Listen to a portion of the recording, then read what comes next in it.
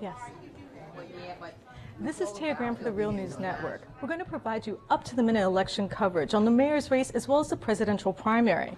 We're here at East Cold Spring Lane at the League for People with Disabilities, and I have some young people here who were just turned away from the polls because they ran out of provisional ballots. Can you come here for just one moment? I'd like to speak with you. Come on. Now, please tell me your name. Chantel Scott. And yours? Janya Saran. Miles wrong. Okay.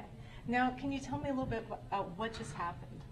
Well, we were in line, and there were a couple of people that were coming by. They were passing us, and they told us that they were waiting in line for hours. And when they got there, they just told them that they didn't have any more provisional ballots, so they had to go somewhere else to take it after they were waiting in line for hours, and they didn't even tell them when they were waiting in line. Now, do you think this is going to be discouraging to people? Did the other people say they were actually going to go vote, or have they given up? The other people said that they were just gonna go somewhere else. They were just done with it and they were gonna leave. Okay. So they still might vote. Yes. Okay. So, in terms of the issue, why did you want to vote? What issue was important to you in this election, and why did you show up today? Well, personally for me, I showed up because of my dad. He told me that I should be a part of the government, and since I have a chance to vote now, that I should use it to my advantage. And you, what issue was sort of important for you? Climate change and global warming, because I feel like that issue is something that we really need to do something about now before it gets to be too late. Okay. Was there any candidate that, sort of, personified those issues for you, or that you felt that you wanted to support? Bernie Sanders. Why did you like Bernie Sanders?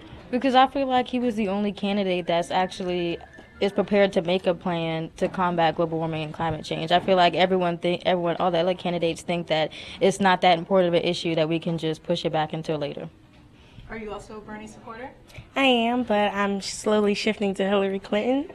Really?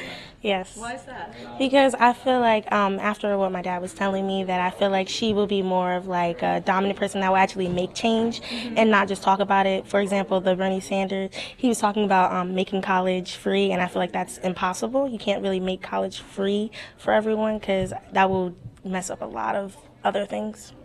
Well, they have managed to make college free for people in Europe. Yeah, I do know about that. Okay. I just don't think it could happen in America. And what about you? Are you feeling the burn? Yeah, I'm still kind of not sure. I'm kind of on the verge of Bernie and Hillary as well, so it's kind of hard for me. So, also in the city issues, bring the mic this way. City issue-wise, what issues in the city, were important to you as people who live in the city, and what issues were influencing your vote? Well, I personally don't live in the city, so I couldn't answer that question.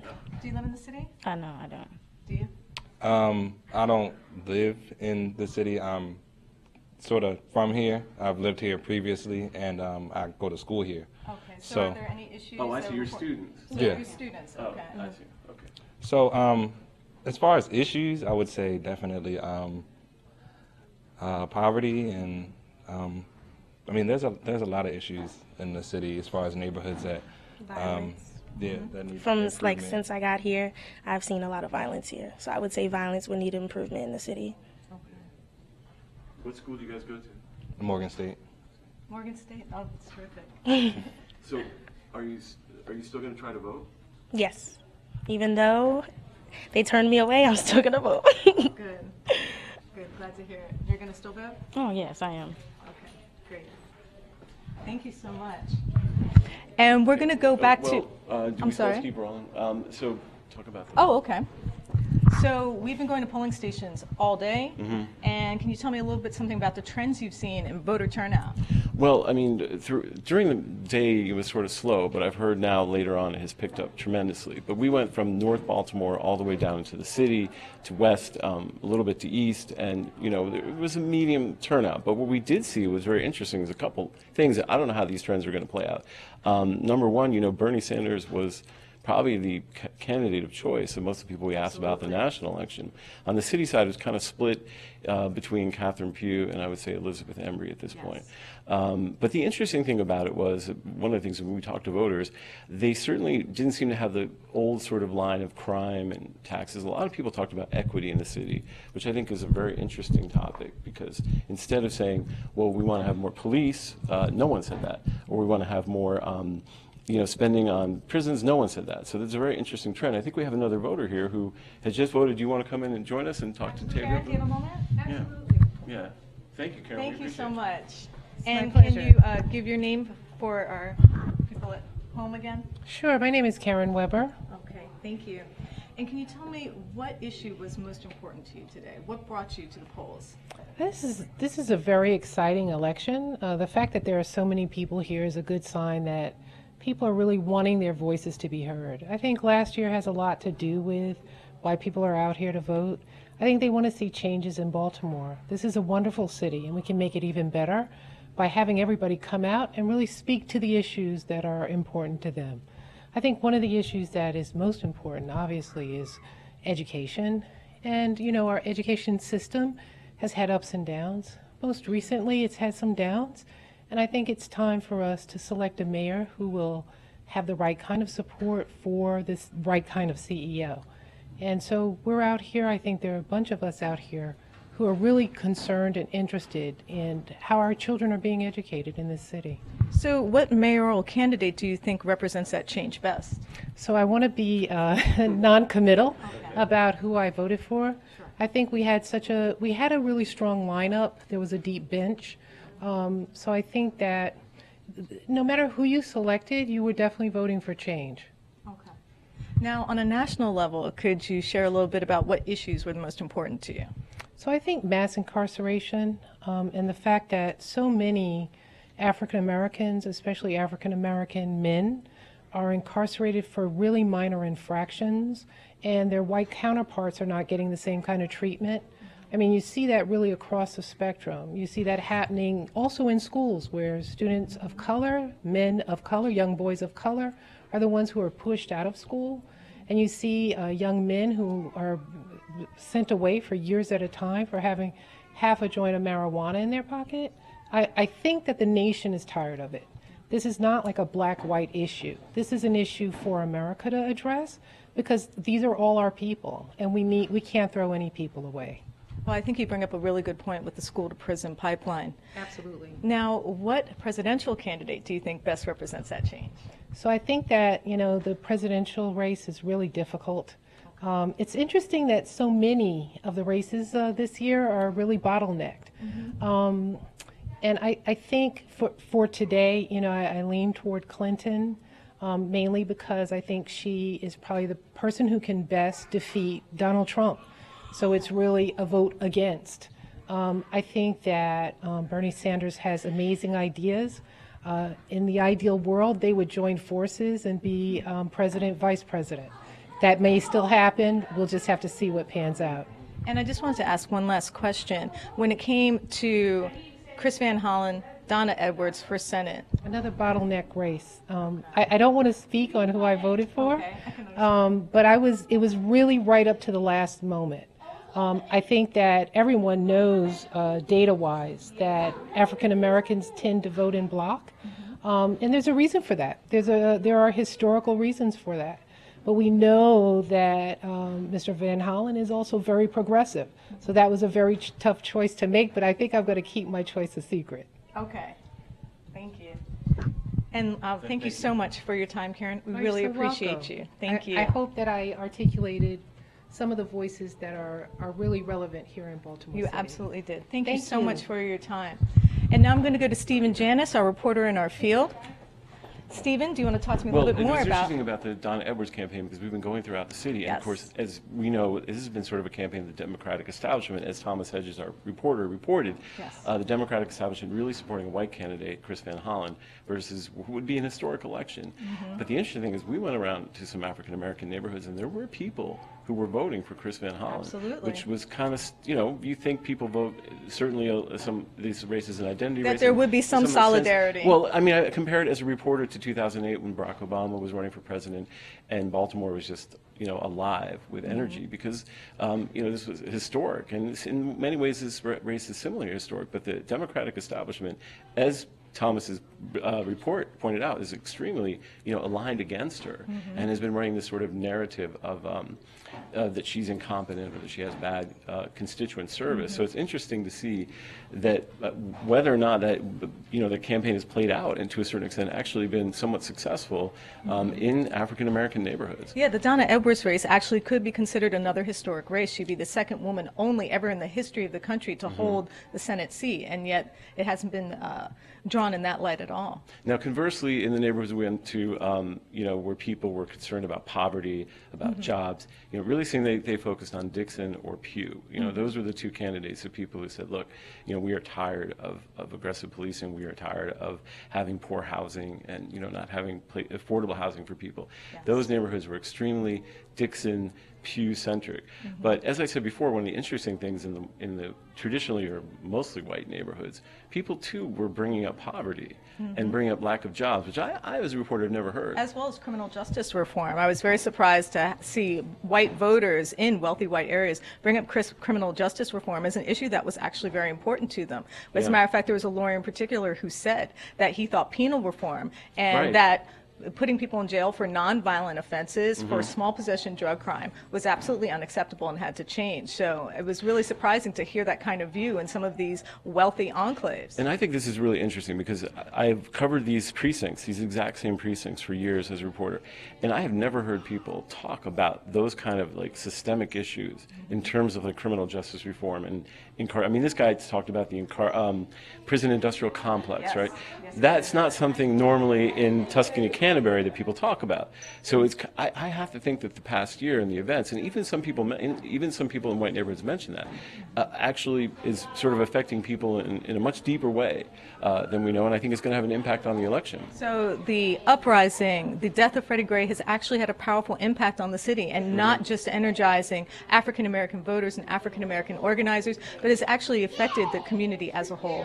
So we're going to go to another polling place with our reporter Jessica Devereaux, who is, I believe, in Mount Vernon. So we're going to toss to Jessica, and we're going to keep monitoring here everything that's going on because the lines are still long and people are still having problems. And people are still being sent away because of a lack of provisional ballots. So, we'll go to you, Jessica, now. Paul, we are here in Mount Vernon neighborhood of Baltimore. I'm just going to give you a quick tour of, we're here at a polling station. As you can see, there are people coming in, registering.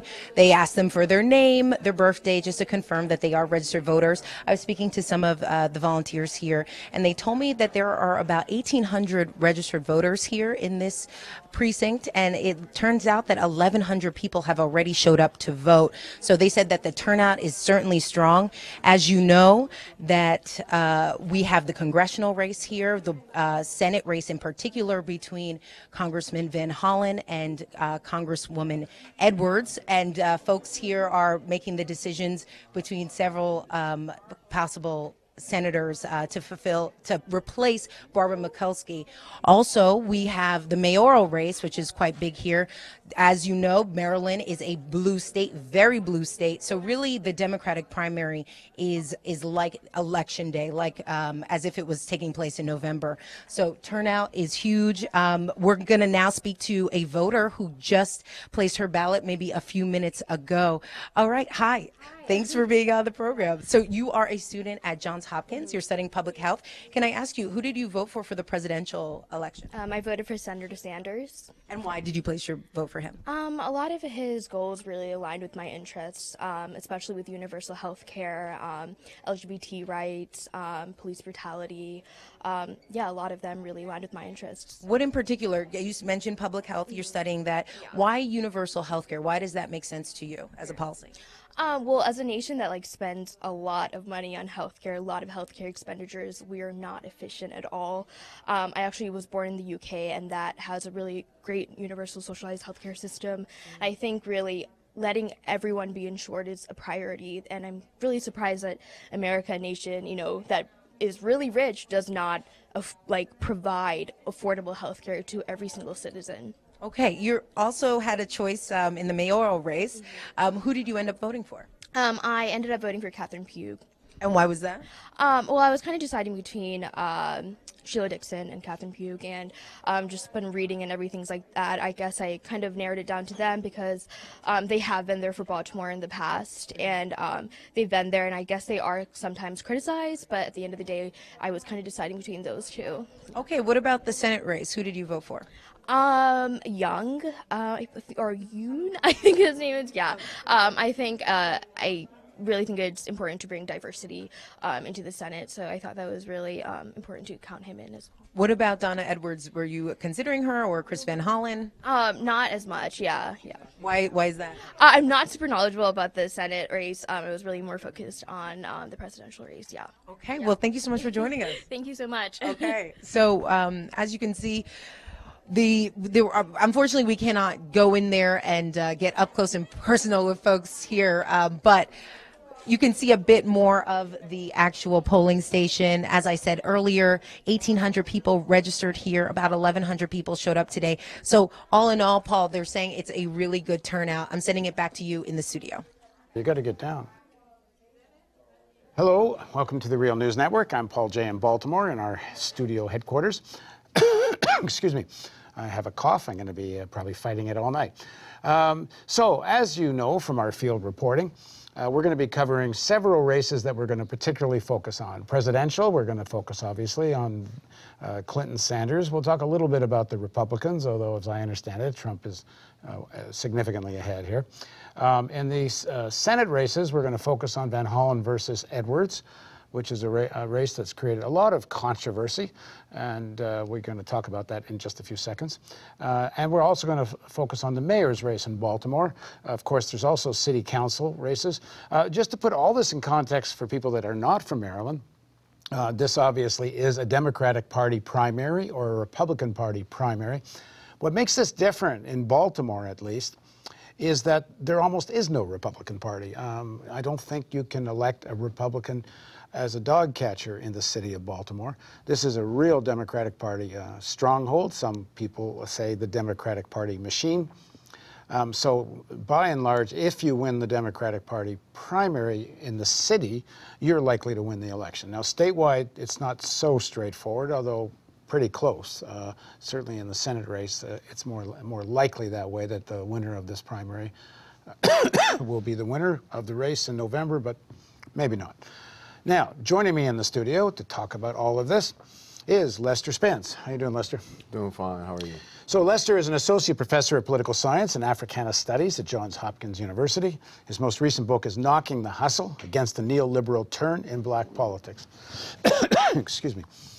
So let's start with the presidential race and the interviews that we just heard. It was kind of mixed, but we are seeing a bit of a trend, increasing trend among young black youth. I guess it's redundant, young black youth. They're really young. Really young.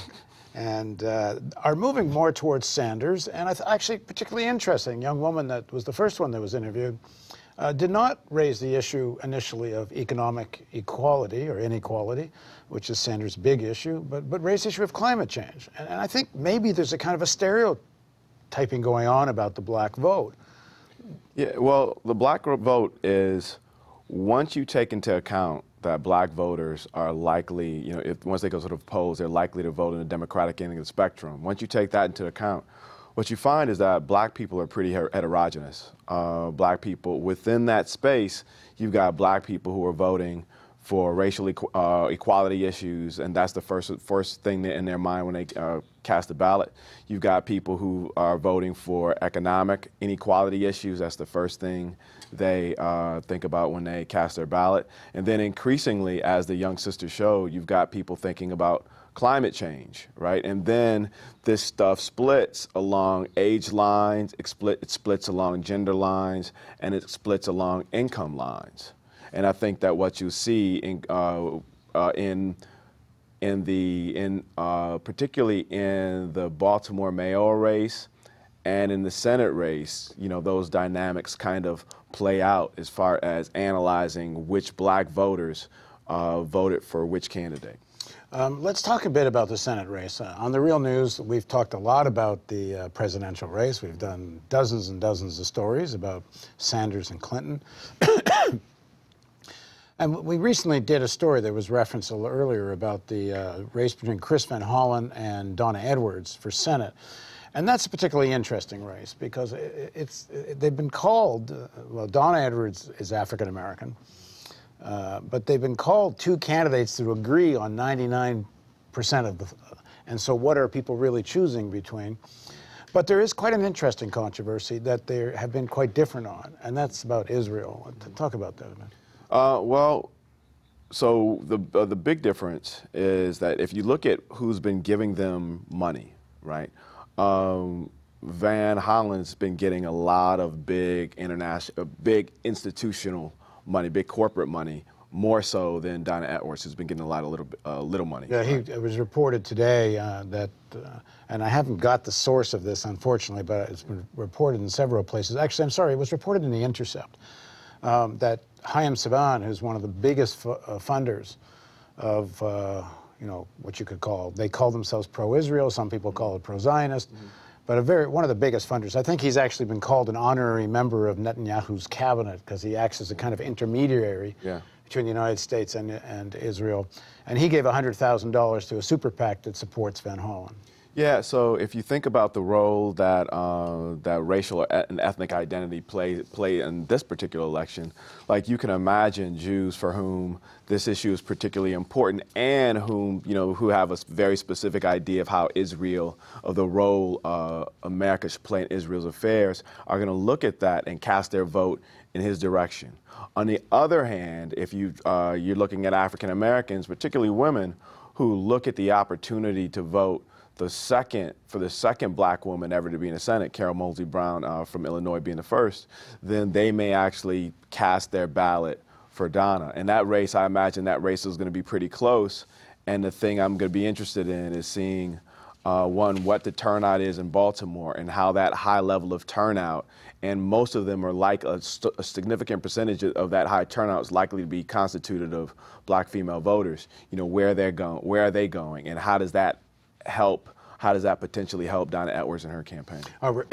Excuse me. We're going to talk more about the Edwards-Van Hollen election fight. But first, we're going to go back to the field, and Annabelle Park is at a location in West Baltimore talking to some voters. How about the people are my people. I love my people. That's it. You know, I'm a part of the people. I grew up here, born and raised, so I love Baltimore. You put me somewhere else, I probably would be kind of shaky. But I love Baltimore City, and I love the people in it. And your name again, sir? Michael Frank. Okay. And you want to let people know how late polls are open? 8 o'clock, right? 8 o'clock. Yeah, polls are open at 8 o'clock in the morning, right? Until 8 p.m. Oh, I'm sorry. Polls are open till 8 o'clock tonight, so get out and vote, guys. Yeah, it's important. It's important. Yeah. Have a nice day. Thank you. Appreciate it. Okay. It's lovely out here. Aaron, do you want to encourage people to come out and vote? I don't know. You want to try, bro? What? Yeah, would you like to share with the Real News audience how you voted? Oh, I'm Democrat, of course. Would you mind coming closer? Democrat, of course. How about candidates? Which candidates did you support? Bell, Clinton, Jack Young. For mayor? Mayor Sheila. Okay. Did you know who you were going to vote for when you walked in? Yes. Did you consider voting for Catherine Pugh or Bernie Sanders? No. No? How about for the Senate? Senate? I wasn't really into it, but I did elect, what's the guy name? Van Hollen? Van Hollen. Okay. I mean, since you live here, right? Mm-hmm. Okay. So since the uprising, do you think Baltimore has gotten better or worse or about the same? About the same. Yeah. We're back in the studio. We're going to carry on our conversation about the Edwards and Van Hollen contest. I have to apologize for coughing so much, but there's nothing much I can do about it. Lester, we were talking about some of the differences between Van Hollen and Edwards. And Edwards, when she first got elected, took some quite strong stands on the Israel-Palestine question. She was one of the very few that voted against a resolution that called Israel's attack on Gaza an act of self-defense. I believe she was also one of the very few that voted against a resolution calling on President Obama to call on the UN not to accept the Goldstone report. When Netanyahu came and spoke, she stayed away. And in fact, it's very interesting about Van Hollen because many Democrats stayed away. And some leading Democrats stayed away because it was seen as an affront to Obama, the way that whole thing was organized by Boehner. And she stayed away, but Van Hollen goes, and which explains a lot why he gets support from AIPAC. Yeah, well, he has a sense of who his constituency is, and the people who support that issue know who their candidate is. Like, it's clear that Donna Edwards has been on the left of that issue pretty much her whole career, and that's going to drive. And now it's interesting because it's not as if her being on the left on that issue is going to drive, say, black voters to really support her, but what except for very politicized activists who get the Palestine issue. But in the majority of the case, that's not going to be the thing. And even among black activists who get that, that's not going to be the thing that determines what they do in a poll. On the other hand, though, every time she takes that stance, it's like a beacon to people who actually are on the other side, and they're going to say, okay, anybody but her. Right, and then when you've got somebody who supports their causes, they're going to give, they're going to give as many they're going to put as much resources as they can into that campaign. Excuse me.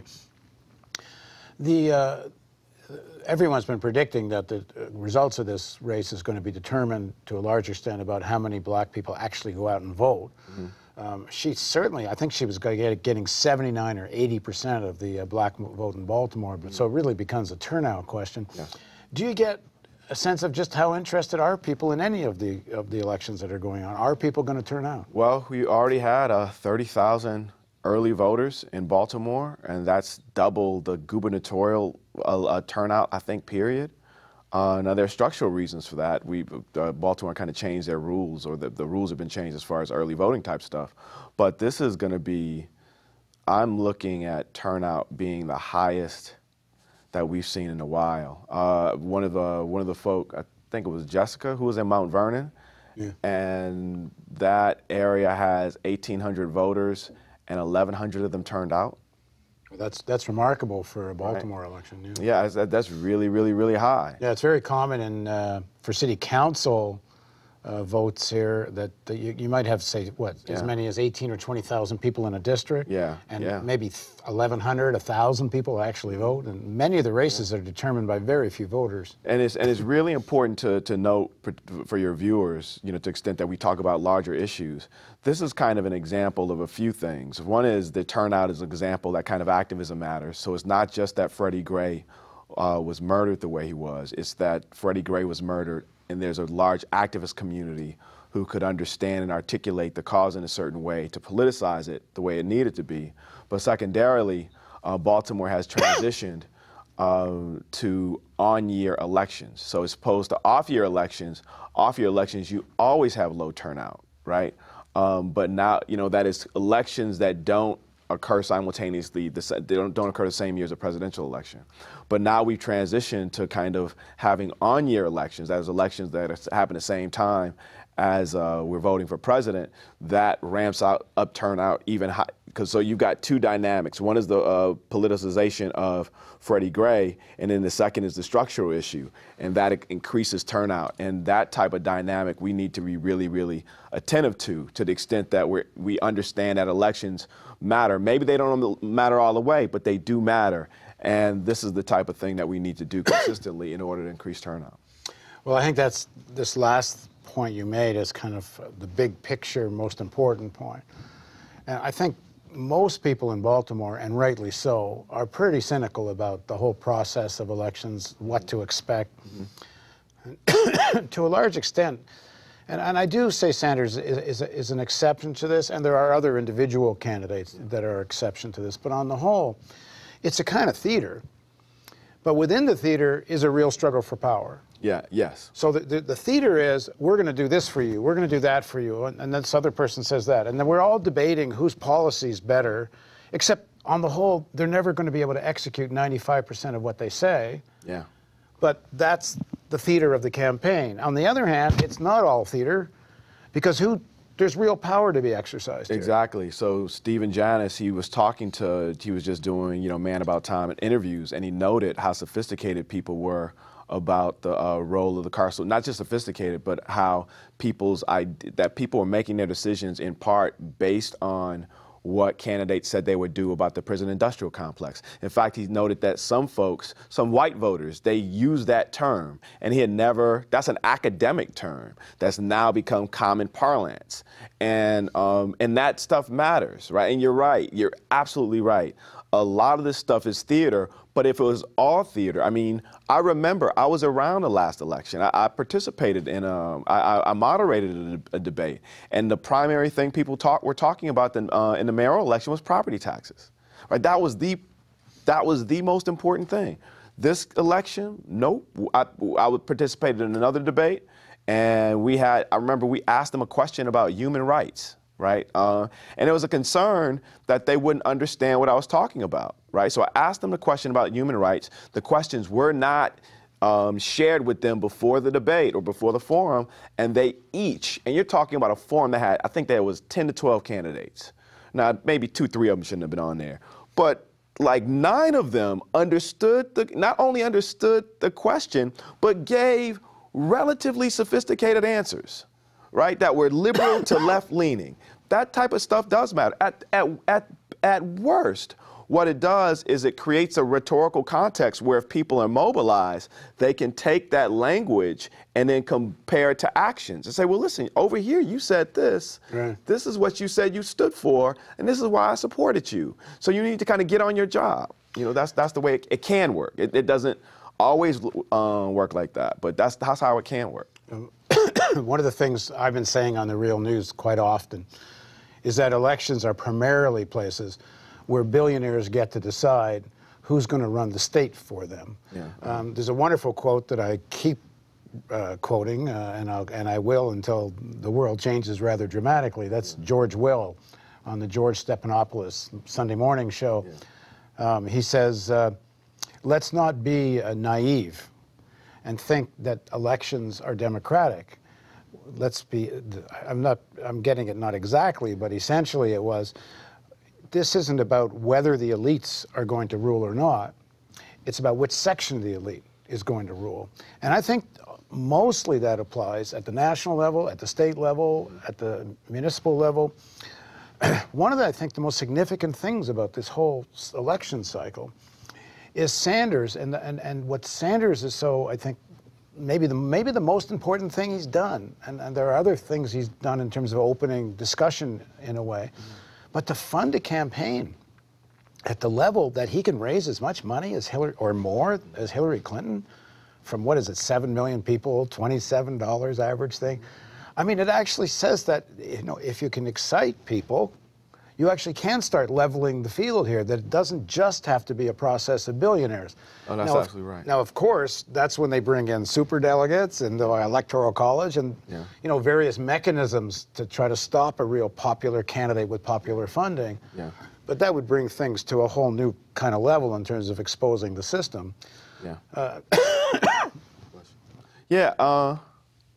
So if you would have said, if you'd have told me, I was as I was walking to the studio, I ran into a guy who had read my book, but I really met him at the comic book shop. I met him at the comic book shop years ago. We were talking about Civil War, the comic book dynamic that's about to be a movie. If you'd have told me several years ago when I was talking to this guy, A, that Civil War be a movie, B, that it be a movie the same time as Batman versus Superman and X-Men, and then C, that you have all those movies and you'd have a democratic socialist, a name, not running away from the title, somebody who embraced the democratic socialist title, and he's getting 30, 40, in some cases 50% of Democratic voters. We'd have thought you were, I think we'd have both thought you were crazy, like you're living in La La Land, right? And that says that, yes, elite power is significant. Billionaire power is significant, but it's not, it's prominent. But every now and then there are these moments of rupture, and they can't control everything. Power just doesn't work like, their power doesn't function that way. So the question is can we take advantage of those rupture moments when they don't know what to do, on the one hand, and then when people are really, really active on the other, because that's what we're faced with. Thinking about Baltimore specifically, and I think the nation writ large, we had both those things come together, where people don't quite know what to do, and then you've got people really, really mobilized and pissed on the left, and then on the right to far right, and that combination. I don't want to say anything can happen, but a whole wide range of things can happen in this moment that weren't necessarily possible 5 years ago. The Sanders candidacy, and let me address one thing first before I ask you the next question. I'm getting questions, is the Real News like biased towards Sanders? You're doing a lot of coverage about Sanders, you're saying positive things about Sanders. And this question of, are you biased towards Sanders, I want to give a quick answer, and we can maybe talk about that as well. We have never said on the Real News that we're not biased. We don't think there's such a thing as not biased, that we as journalists have interest, and as long as you have interest, you have to have a certain amount of bias. You can have, and we try to, professional standards and methodology of journalism, which you verify your facts and you don't make stuff up, and if some fact disagrees with something you think, you don't change the fact, you change what you think. That being said, we have said in all our documents, we do have a bias, and the bias is we're trying to do news in the interest of the majority of people. Ordinary people, working people, because we're ordinary people too. So that's our starting point. So when we look at an election and we look at candidates, or any other story for that matter, that's our starting point. What do we, and as best as we can, assess what is in the interest of the majority of ordinary working people? And we go from there. So when you look at this race, for example, between Sanders and Clinton, I think the evidence, the facts, and I think most of us, of the journalists working here, we think the evidence is the policy that Sanders is proposing is more in ordinary people's interest, and that Secretary Clinton's record does not lead one to think that she will fight for ordinary people's interests. We think that's fact-based. So I need to say that because in the course of the evening, it's going to sound like we're rather sympathetic to Sanders. I want to add one point to it. We have no problem talking about the limitations of Sanders. We have no problem with talking about things which we think he's factually wrong about, and both in areas of foreign policy or domestic policy. And in the course of the evening, we can talk about that. But the preponderance of the evidence is he's presenting something that is more in the interest of working people, and we're not afraid to say that. And now we are, of course, talking within the context of the Democratic Party primary. When the primary is over, then we will also look at some of the other parties that are running, some of the third parties, and we'll assess that. So now we're going to, before we carry on the conversation with Lester, I think I am going to Jessica. Am I? Okay, no. Go. We're going to Jessica Devereaux in the field. I'm sorry, Taya Graham. At the Yeah. Disability League. We're ready? We're ready? This is Taya Graham for the Real News Network, and we're continuing to give you up-to-the-minute coverage of our local election as well as the Maryland presidential primary. Now, we're here on East Cold Spring Lane in North Baltimore at the League for Disability for People. And we're also going to have an opportunity to speak with Councilman Curran.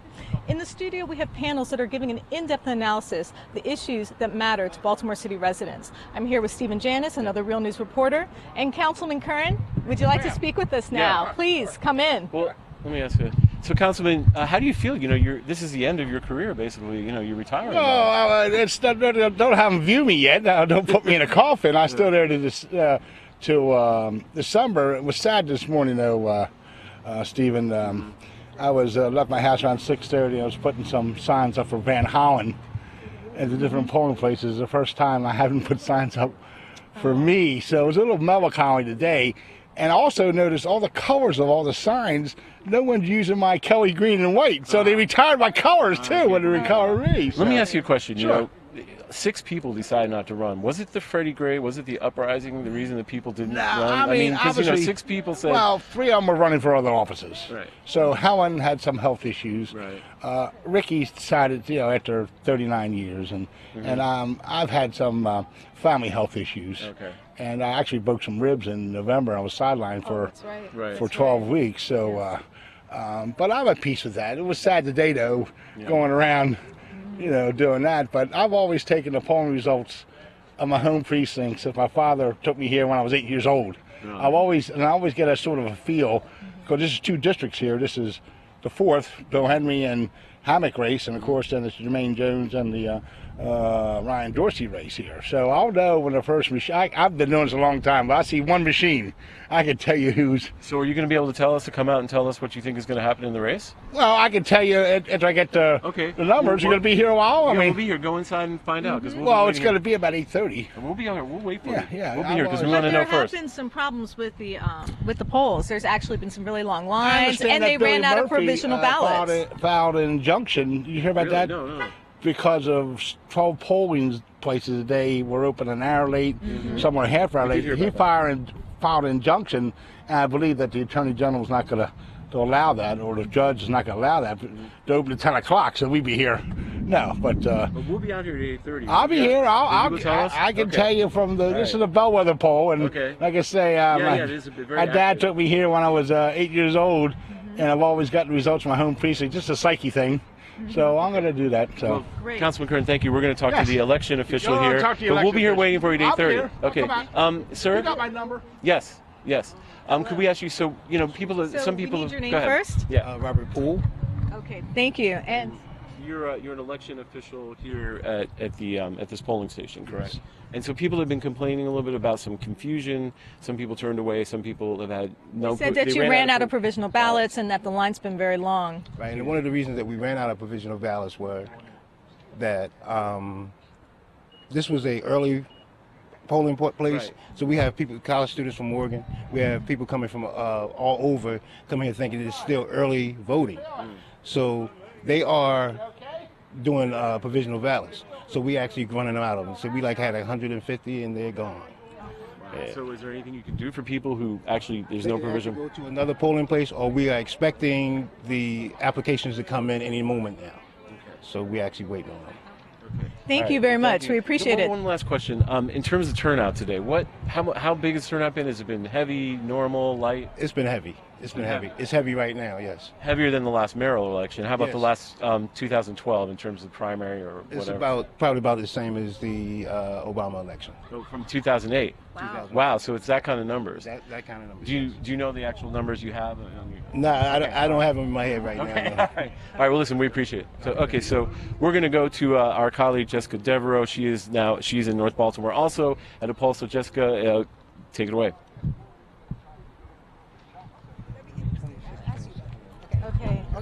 We can get him at 8:30. Okay, so all right, so we are here at the polling station in Mount Vernon, neighborhood of Baltimore. I'm joined now by Jonathan Johnson, correct? So Jonathan, let's talk about what issues really matter to you based on this election. What were you really considering?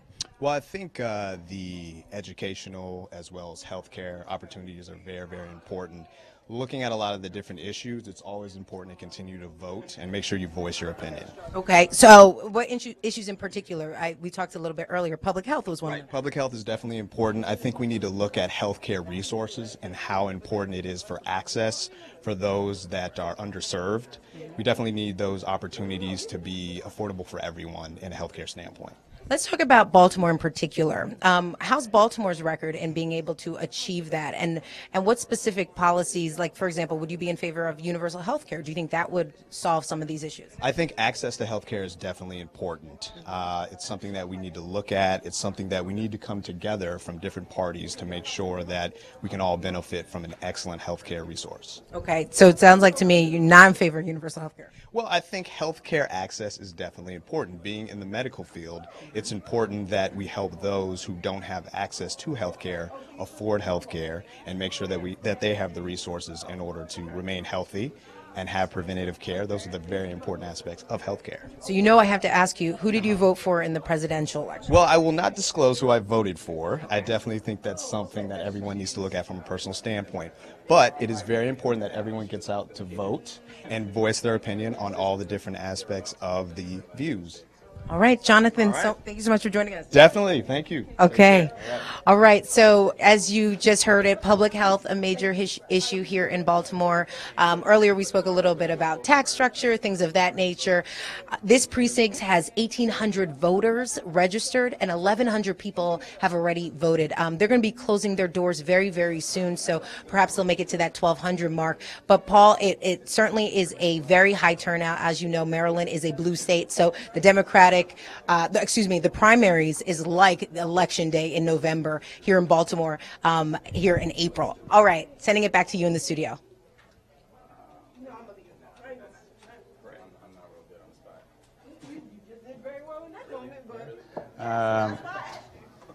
Okay, we're going to keep going here, are we? Oh, joining us in the studio to carry on our discussion is, first of all, on the end, Sean Yos. Have we got a picture of Sean up? Okay, here we go. Here, three-shot. Sean is a multi-award winning journalist. He's a host of the first edition, a current affairs news program on WEAA here, and it's sort of the drive home show. And Tiffany Bliss Brown. She's a local Baltimore resident, producer, and creator of Everyone Loves Bliss podcast. Thank you both for joining us. Thank you. So we're going to kind of pick up in a conversation we were already in with Lester and bring you in on it. We'll kind of pick up where we were in that, because I had another question we're going to go to, but we're talking about elections in a big picture way. A lot of it's theater. Politicians make a lot of promises. Most people know most of these promises are not going to get fulfilled. And then the media, the pundits, have big debates over this promise versus that promise, and this policy versus that policy. Except everybody knows, on the whole, that isn't what's going to happen in the real world. So there's a level of theater about it. On the other hand, there is a real struggle for power. So it's not just all show and theater. Which sections, certainly if you're talking at the national level, you know, such big money is driving politics. Which section of the big money is going to have their way? And there's a very interesting example of this right now in the Edwards-Van Hollen race for Senate.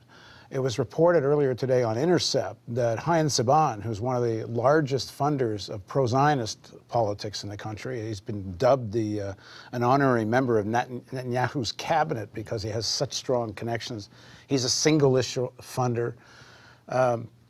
And he donated $100,000 to a PAC that's supporting Van Hollen. Let's start out talking about that Edwards Van Hollen race and this issue of what kind of differentiates Edwards from Hollen. And what do you make of it? So, Sean, you go first. Well, I thought it was curious, and I just actually finished talking about it on my show. When the Washington Post initially came out with their endorsement of Van Hollen, they basically suggested that there was not that much difference between Edwards and Van Hollen, especially as far as legislation and votes were concerned. They were both solid progressives or liberals. But once the race started to tighten, and there were actually several polls that had Edwards in the lead, then you saw the Washington Post come out more with more vitriol and suggest, oh, well, she has she has poor constituent services. Now, they made that claim in their article or in their editorial with no proof at all, no empirical evidence to back up that claim. And then you saw the political establishment, the Democratic political establishment, circled the wagons around Chris Van Hollen, and specifically, you saw the black Democratic political establishment circle their wagons around Van Hollen against Edwards. Yeah, explain that. I think they need to explain that. There's this whole. You're the analyst. Well, there's this whole notion. There's this whole notion that somehow Donna Edwards does not play well with others, or that she somehow is someone who doesn't.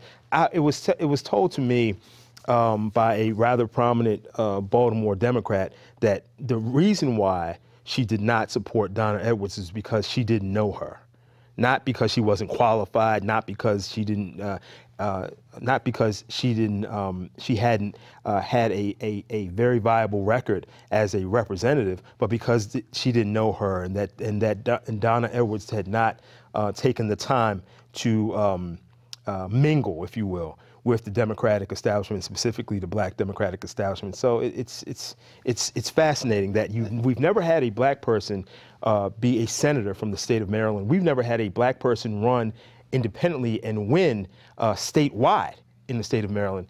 Yet this woman, Donna Edwards, who so many people believe is qualified, she has to fight against the establishment of her own party just to have a fair running, if you will. And Tiffany, this play well with others argument, one of the things she doesn't play well with, apparently, one of the critiques, is play well with Republicans. When there was a budget compromise, that the compromise with the Republicans, that Obama and the Democratic Party leadership supported the compromise, she voted against it because she said there was too many tax loopholes for the rich and there was going to be a potential compromise on Social Security. I mean, that's the not playing well with others, is not being on the same page of the Democratic Party leadership when they want to negotiate deals with the Republicans. But that never seemed to actually come out in the critique. You said it earlier, it's theater. So what we're looking at here is the situation where, let's go to the play well with others. Look, as a representative, she had to make a decision based on whatever her standards were, and she did. That's a dangerous game. It's a dangerous game, it always is. Now we're looking at the situation where she's running and people are saying they don't know her. Well, part of not knowing her is that we also don't vet candidates well. Most people don't. We don't get the information. We see her and we've never seen her before. We've not paid attention to what's going on in politics, and I'm talking about the majority of people voting. I'm gonna break in because there is some breaking news, and then we'll come back. Earlier, late afternoon, Donna Edwards and her lawyer applied to a judge for an injunction to keep the polls open.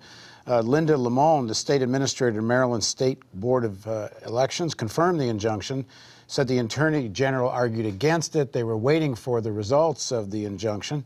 And now we have some results. And it turns out, lo and behold, the judge, in fact, is going to keep 4 polling sites open an extra hour. Maryland election results will not be posted until after 9 o'clock.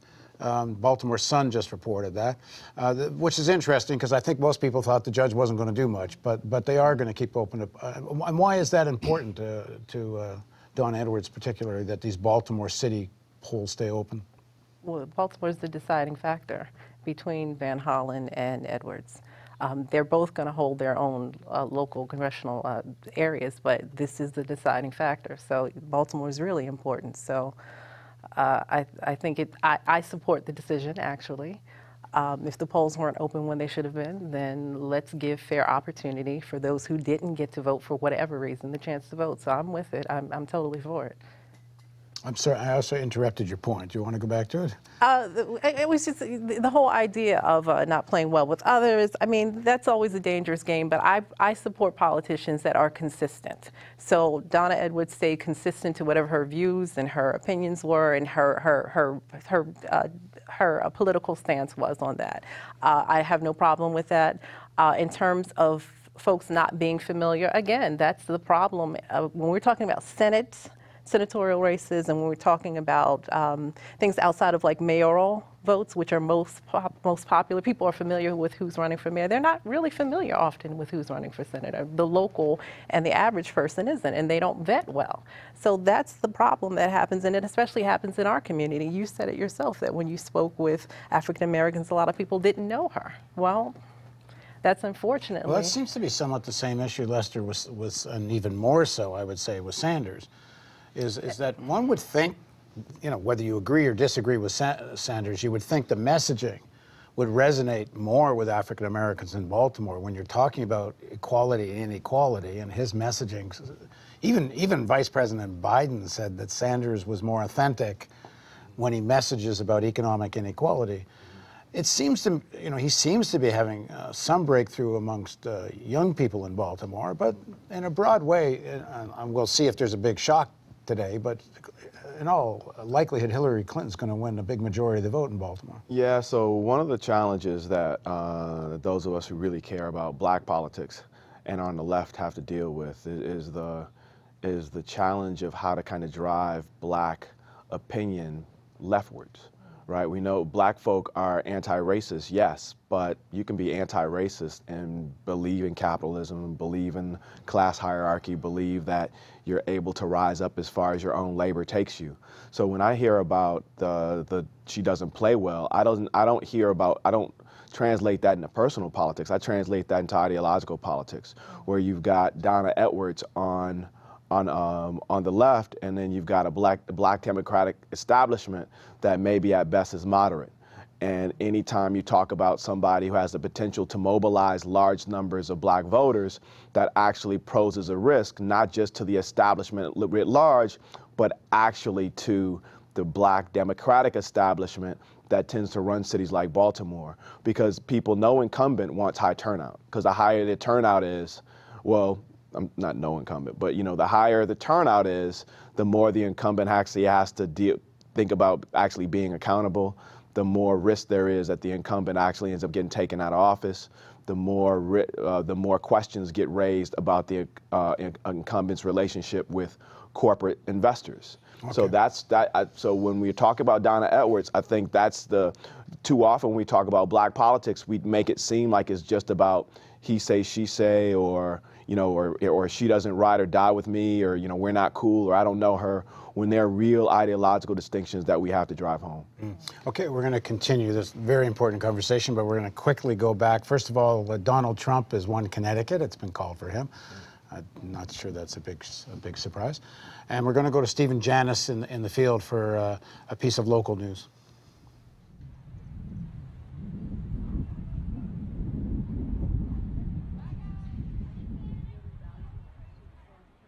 Hello, this is Stephen Janis. I'm a reporter for the Real News Network in Baltimore. We're in North Baltimore at a polling station, Cold Spring, with our continuing coverage of the election in Baltimore, both the mayoral election and the presidential primary. Throughout the hour, we'll be having discussions back at our studio about some of the substantive issues of the campaign.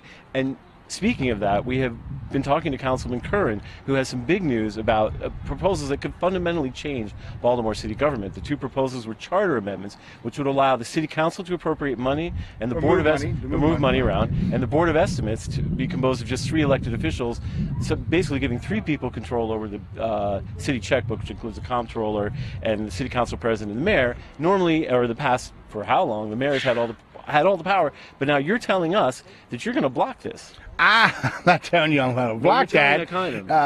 That might be a misstatement. I'm telling you the city council, in reality, the city council, Stephen, passed the charter amendments on third reader at last council meeting. Right.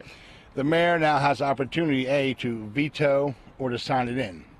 It's usually every indication that I've received right now that the mayor will veto it. That is true. And actually, the mayor to be, after today's results come in, may want to play a role in seeing that gets vetoed too. We don't know who the mayor to be is. Right. Now, the voters, if it passes, the council already has, the mayor vetoes it and is overridden. It goes to the voters in November, not in the primary, but the general election. Right. So the voters still have the final say. But if there's 12 votes on the council to override the mayor's veto, then it will go to the voters. It will go to the voters. If it doesn't, then it's dead. Your vote is crucial on this, right? Well, I don't know but about that. You're saying you're not going to vote for an override. I'm this time. I leave my options open.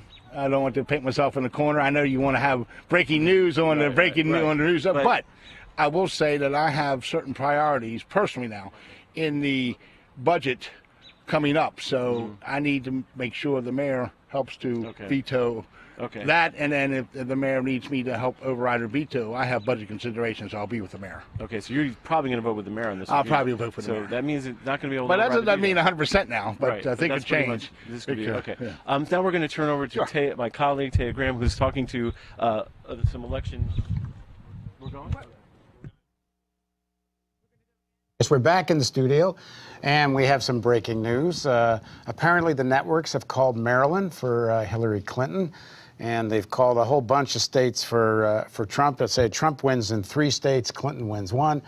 So we're going to carry on what we're talking about, because let's talk about why did Hillary win in Maryland, and we get the sort of pick up where we were just talking about moving the black vote left. She won in Maryland because, I assume, black Baltimore and the majority voted for Hillary Clinton. So, Sean, how come? Well, I didn't vote for her, but no, I think you're 100% right. I mean, the Clintons have racked up a lot of frequent flyer miles in the black community, in a lot of black communities across the country. They're incredibly popular in the black community. The black vote. Well, let me ask you this: is it? We interviewed somebody live earlier and who voted for Hillary, even though she preferred Sanders' policies, and she says in the end it was all about, I think Hillary can beat Trump, and I'm not so sure about Sanders. And it came down more to that than anything else. How big a factor do you think that was? But every poll that I've seen says that Sanders beats Trump by a lot more than Hillary. She's only, in the polls we saw today, Clinton was up by about 3 points, and he was about 15 points, Sanders over Trump. The argument that's being given that seems to be persuading people is that he hasn't been the subject of a big Republican attack yet. When they spend $1 billion calling him a commie and all of this, that's when things will start to shift, and that scares people. That's the line. I don't know if it's persuading people or not. It may be persuading people, but I mean, I just think that there's also such an incredible amount of familiarity with the Clintons, Hillary and Bill Clinton, especially in the black community. I told you, can I tell my story about the Bill Clinton in Jackson, Mississippi? Why not? Okay. So in a black newspaper in Jackson, Mississippi, I was doing a investigative story in Jackson on a Toyota plant opening and eminent domain being implemented and displacing a lot of black families. I'm inside this newspaper, and there's a huge photo on the wall of a man who looks like Maynard Jackson. And I'm looking, I'm like, well, that's not Maynard Jackson. And I'm staring at the photo, I'm staring at the photo, I'm staring at the photo. And finally, I recognized the fact that that is actually Bill Clinton as a black man, hence the first black president. So this is the lore, if you will, of the Clintons in the black community, and it's powerful. And you know, how else can you explain black people voting against their interests, quite frankly, when you speak of Bernie Sanders? Because when you talk about the economic... Can I interrupt? I'm sure. So sorry, but can we cut to it? We're going to cut to Bernie Sanders. He's speaking right now. I believe he's in West Virginia.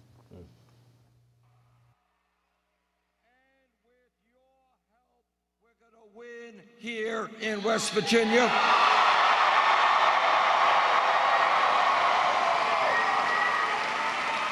We have won over 1,200 delegates to the Democratic National Convention.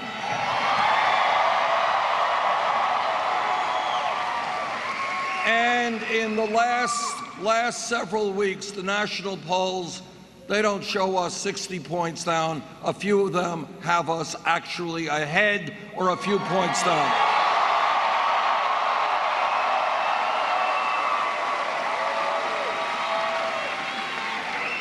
And what is also extremely important, if the Democratic Party is to look at which candidate is the candidate to defeat Donald Trump or any other Republican,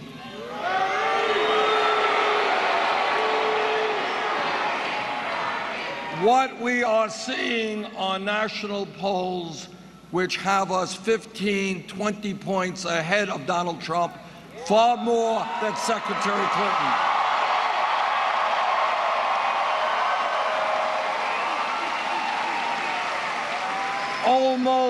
Almost every national poll and every state poll has us defeating Trump, and that margin for us is significantly larger than that of Secretary Clinton.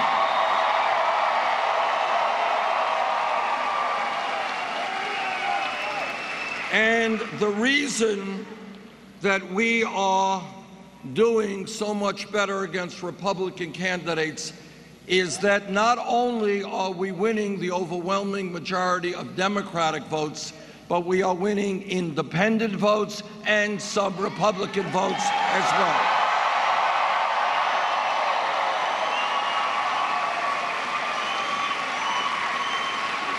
And that is a point that I hope the delegates to the Democratic Convention fully understand. In a general election, everyone, Democrat, Independent, Republican, has the right to vote for president.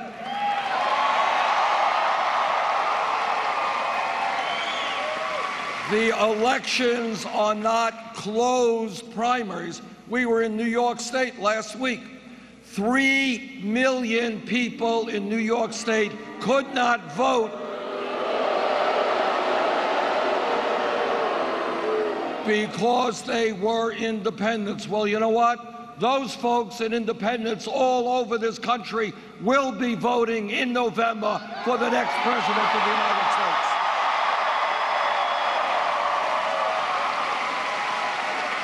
Bernie Sanders making his pitch to his supporters tonight. Bernie Sanders has a lot to say, clearly indicating he's not going anywhere. He's staying in this. No, we don't really need to hear Wolf. Tiffany, I think Senator Sanders is missing something. And here's what I think it is. I think even if his argument is correct, and I'm sorry to interrupt your story about Jackson. No, I'm going to. You and I are going to get a lot of time to talk, so we're going to hear your Jackson story. Even if the evidence was clear that Sanders can beat Trump in a more assured way than Secretary Clinton, I think the political establishment, the Democratic Party, and the real money, which so much of that is New York hedge fund money and Wall Street money, if push came to shove, I think they'd rather have Trump. I mean, it's an interesting reverse. You know, the Republican Party, much of it is willing to even melt the Republican Party down not to have Trump. But it's hard. I think the real money behind the Democratic Party would lay waste before they'd let him actually be president, even if he could beat Trump. Because if he ever tries to get millions of people to come and rally for real reform of Wall Street, if he calls for breaking up big banks and tries to do what he says, and if he executes on what he says, a real political revolution, what does that mean? It means you call people to come to Washington, and there are hundreds of thousands and millions Power to the people, demanding these things. If I'm sitting as a hedge fund guy in New York, Jesus, Trump ain't looking so bad right now. Well, of course not. Trump supports your interests if you're the hedge fund guy, and Bernie is the opposite of that. He's the opposite of that. And it's interesting because we had the conversation on my podcast about what would happen in this situation if Bernie wasn't elected and Hillary was. And the argument there was that the Republican, there's a group of Republican men specifically, I'm not sure why the argument was about Republican men who would support Bernie. Under no circumstances are they going to support Hillary. So there's that. As ordinary voters. We're not talking billionaires here. Not billionaires. Because the billionaires, even the Koch brothers are talking about liking Clinton. Yeah. Well, I mean, Clinton is, definitely is supportive of having PACs. I mean, super PACs. She is that. She is that candidate. Bernie's always said that about her. So there's nothing new in that. First of all, can I just say, I think that it's a little premature that it's been announced that Hillary won Maryland. I just with the announcement of we're going to keep our polls open. Yeah, they're 60. I'm real curious she's about how that leading happened. 60 to 38. Well, that's a big leap. That is Yeah. okay. That's a There's- lot. Oh, there's wait, nothing I can- hold on. Okay. I'm wrong. That You was are Rhode wrong. Island. Okay. Hang on, hang on for 1 second. I'll have Maryland up here in a second.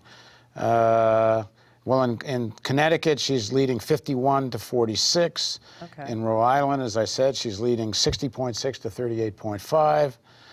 And I'm waiting for Maryland. Maryland's important. Come on, Maryland. If you're going to call a win, it would be nice to know. You would think we'd have those numbers, especially since our poll. All right, well, then I'm not seeing it. But can somebody get me the final Maryland numbers, or at least where we're at in Maryland and why they called it? All right, we'll have that in a second. Go ahead. But again, what you're saying makes sense. Of course, you know, if the choice is between the two, of course they're going to support Hillary. Hillary's always been for big business. This is nothing new. It's nothing new. Well, let's go back to what we were talking about before. Okay. Which is, well, I'm being told there's no numbers in you, but how do they call it if there's no how do they numbers? call There's it? got to be some numbers. That makes if they me called curious. Maryland for her. Anyway, let's go back. Baltimore, more or less, could have decided this one way or the other, and it looks like Baltimore decided in favor of Hillary Clinton. Here's what I don't know. I don't know what the turnout looked like today. I don't know what happened with millennials. I don't know if they showed up. But that's always been the question. Young folks not necessarily coming to vote. I don't know if that was the case today. And I know that having conversations with folks about the differences between Hillary and Sanders, or Hillary and Bernie, is that a lot of folks actually liked Bernie's ideas. They liked his ideology. They liked what he was offering, but they didn't believe it could happen. There's also the misunderstanding about what socialism is. Socialism versus communism, not really understanding those differences. I think a lot of that affected the vote. Here in Baltimore, I honestly, because look, I voted early. I wasn't at the polls today, so I don't know what happened today. I didn't see the faces that came out, but I would think that there were a lot of voters that didn't show today. I'm thinking that. I don't know if the other two panelists would agree. I don't know if that's the case. No, there's really, really high turnout. Yeah. Was there high turnout? Really high turnout. Record early voting, and then today it was a steady flow. Even in off times, it was a steady flow of people. Okay. And allegedly, as people got off of work, the numbers really shot up. So actually, probably a huge turnout in relatively speaking, as far as Baltimore is concerned. And that's across the board in terms of millennials and we're talking about the collective group, the entire group. I'm talking about the entire group. Yeah. Well, then I would say it goes back to what the conversations were that I've had with folks, and they did not believe that what Bernie offered could really happen. And what do you make of that? Do you think how important a factor was that? And also, is there also this idea, I sort of mentioned it earlier, that whatever the Clintons are, in the tradition of, if you want, Johnson, Kennedy, that when it comes to attacks from the worst racist right, they have our back. Whether that's real or not, the feeling is they do, and that they've got the clout to do something about it. Yeah. So I'm going to disagree slightly with Sean. I don't think the Clintons are particularly liked right now, because I think black people have a memory. They remember what Hillary Clinton did and what Bill Clinton did to Obama back in 08. Right? They remember that.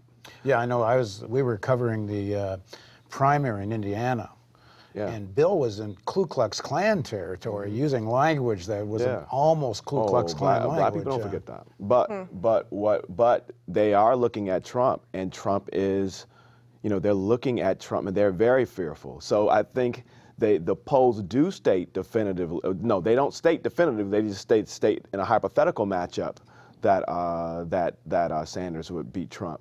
But the thing is that's a hypothetical, right? So part of it's fear, the fear of the unknown, right? So going back to Obama, if you remember, black voters didn't actually start turning towards Obama seriously until they're like, wow, he can really win over white voters. In this case, we can't see Sanders. That wouldn't happen. Black people don't have the ability to test him, right? Because if they test and get it wrong, that means Trump's going to be president. That's part of it. The other part of it is all the institutions that dominate black politics have moved rightward, whether you're talking about the black church which is now dominated by mega churches, and the prosperity gospel is becoming increasingly prominent, whether you're talking about something like the Congressional Black Caucus, which is more liberal on racial issues, but they're dominated by corporate interests, whether you're talking about the slow death of unions in black communities. There are a number of forces that would keep that keep all of us, that move America leftward in general. Those dynamics aren't present in black communities anymore, so they're moving rightward. And then there's a matter of campaign apparatus. You know, so Clinton has a really powerful campaign apparatus. The biggest predictor of people turning out to vote is contact. So if she's got all this loot going and knocking on doors, you know, contacting pastors to holler at their folk, there's that too. You know, and then in the case of Maryland, we are, and this is where my Detroit roots kind of loom large, we are actually in a southern state. It's not Mississippi, but we are kind of in the southern state. So we're not kind of, we are in the southern state. Yeah, that's right, we are in the with southern sensibilities. That's right. Yeah. So there are all these factors that are gonna draw black voters more to Clinton than to Sanders. Can I reframe my Clinton argument a little bit? Lester's 100% right. Black people do remember all the shenanigans that the Clintons waged against Barack Obama when he was in 2008. There's no doubt about that, and a lot of people are still salty about that. However, if you, what I'm kind of, it's almost like the phrase "the devil you know versus the devil you don't." And Hillary Clinton would not have had the massive wins that she had in the South during this primary season if it wasn't for the black turnout. So that's right. Kind of my point. That's absolutely right. In Baltimore, Jamal Bryant, who's a reverend at a very big church. I think he's got something like 10,000 members in the church. Empowerment Temple, it's called. He apparently a social media presence of almost 1 million. Something like another 10,000 or more that follow him online. Big footprint. He endorsed Bernie Sanders. And I interviewed him, I guess, yesterday, and I asked him kind of the same question. And he genuinely seemed like, I don't get it himself, why they weren't making more of a breakthrough in Baltimore. I mean, this is a guy who's got, you know, some influence. He's controversial in some ways, but he certainly has influence. Well, he's complicated, right? So if you look at his website several years ago, the website was tricked out as the inside of a Mercedes-Benz, right? And now, well, I haven't looked at it lately. I mean, you look at his website, the website for his church was the inside of a Mercedes-Benz. Oh, for real? For real. I'm being literal. I'm being literal, right? In other words, pray to me you get a Mercedes. Yeah. So he's articulating liberal to left messages in a number of different ways, but he's also articulating prosperity gospel stuff in a number of different ways. So it's likely that his churchgoers who love him and really believe in him, I wouldn't be surprised if a number of them were casting votes different than what he articulated, because they're choosing some elements of his message, right, and leaving other ones at home, right? And people make those type of choices all the time. Let me, one thing, I may have said something incorrect, or else the numbers I'm getting were incorrect, but Bernie Sanders is actually ahead in Rhode Island. At the moment, it's about 55% for Sanders. So he's actually maybe on the way to win Rhode Island, so he may pick off a state here. But Stephanie, pick up on the same point here. In terms of? Well, my point about Jamal Bryant is, and I hear what you're saying, that some of the people that consider him a religious message that they like may not like the Sanders message, because, you know, if you're praying to get rich, Sanders may not be appealing to that same same vibe. On the other hand, my main point is that he actually seemed genuinely. He was surprised. He was a little bit at the loss for a good answer, because I mean we know the answers that what we've been talking about, but one thing that I think that has happened here is a lot of black youth are getting involved. Oh, definitely. And whether it's Sanders or not Sanders, but they are getting involved in a vision of fighting for something that's broad, that has this kind of socialist idea. That's you know in the form of United Front politics, which can be controversial in Baltimore, because we all know that the white left and the black left in this city don't always appear at the same things or on the same page. And I'm wondering, to what extent is this going to change some of the politics of Baltimore, that so many black youth did get excited by a broader kind of politics? Well, I think that when we talk about what's happening in Baltimore, we've got to give credit to the consciousness that was raised a year ago with the situation with Freddie Gray. So that's really, to me, the catalyst that started a consciousness and a movement in Baltimore. This election is adding to that. How do I think that that's going to change in the future? I think that right now, I think that most of us are very used to voting for the lesser of the two evils. We're looking now to, not that that's going to change overnight, but we're looking now to change the system so we're not voting for evil. And I think that's the idea, the mindset of young folks now. Folks are looking to change the system within itself. So I don't think that whatever happens tonight or whatever happens for the election overall is going to change that mindset. I think people are conscious and awake and moving forward. And I think they're going to continue to be that way.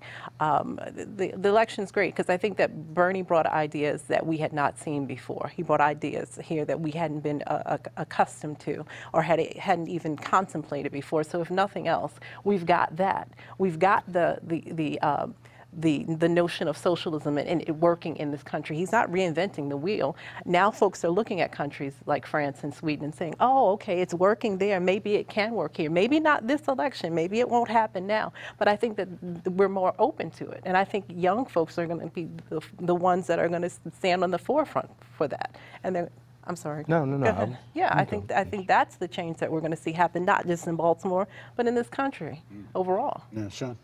Well, and I was going to suggest, I agree 100% with what she just said, but I would suggest that if Hillary indeed does win Maryland, and if she does take Baltimore City, we still have to remember, before that change actually takes hold, if you will, the largest electorate in Baltimore City has been for a long time black women.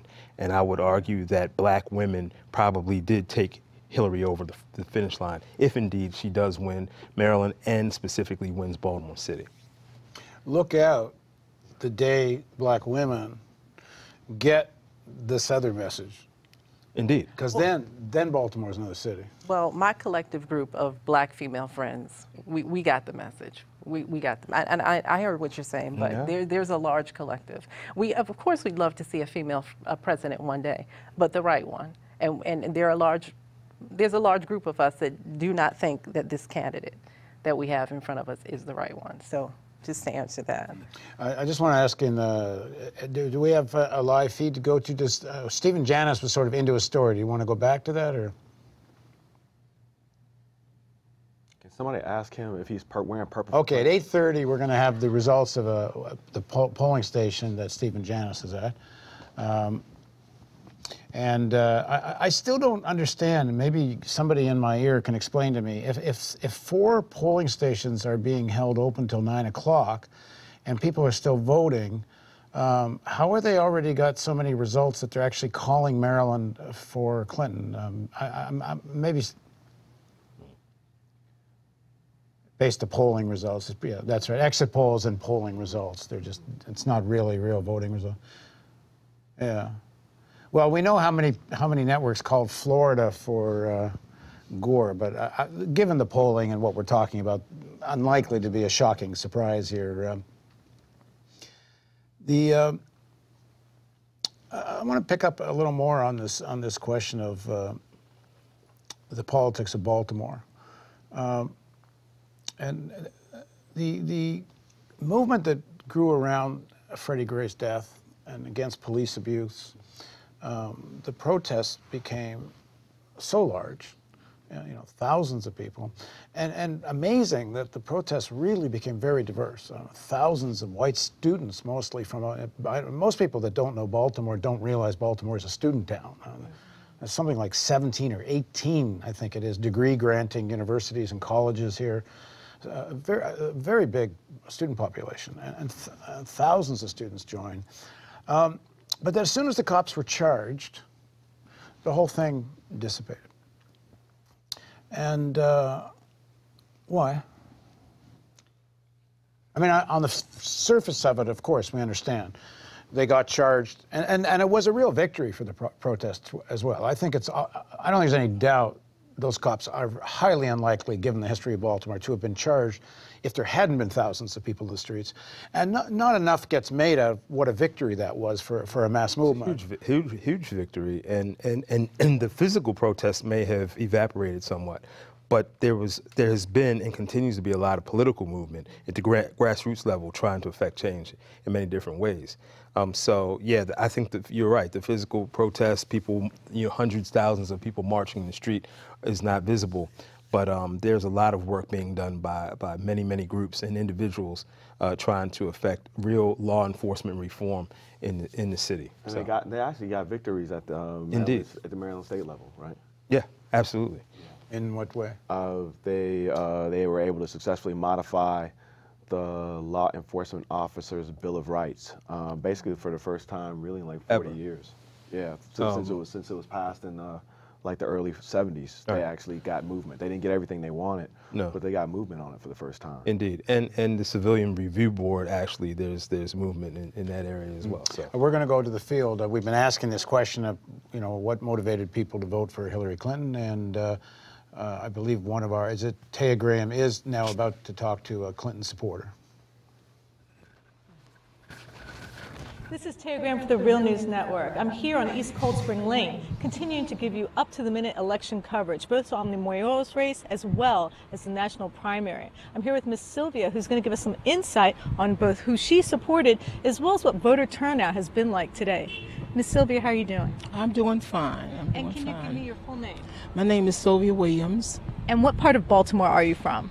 The Northeast. Northeast? Mm-hmm. Now, can you tell me what issue was most important to you during this election cycle? The most important issues were schools. Schools are building new schools for citizens, students in Baltimore City, and the lead in the water that the children, been drinking bottled water ever since it was discovered. Okay, though that my main issue, students, schools. Now, you said you didn't want to tell me who you voted for, but could you tell me who you supported for mayor? Yes, I supported Kathy Pugh.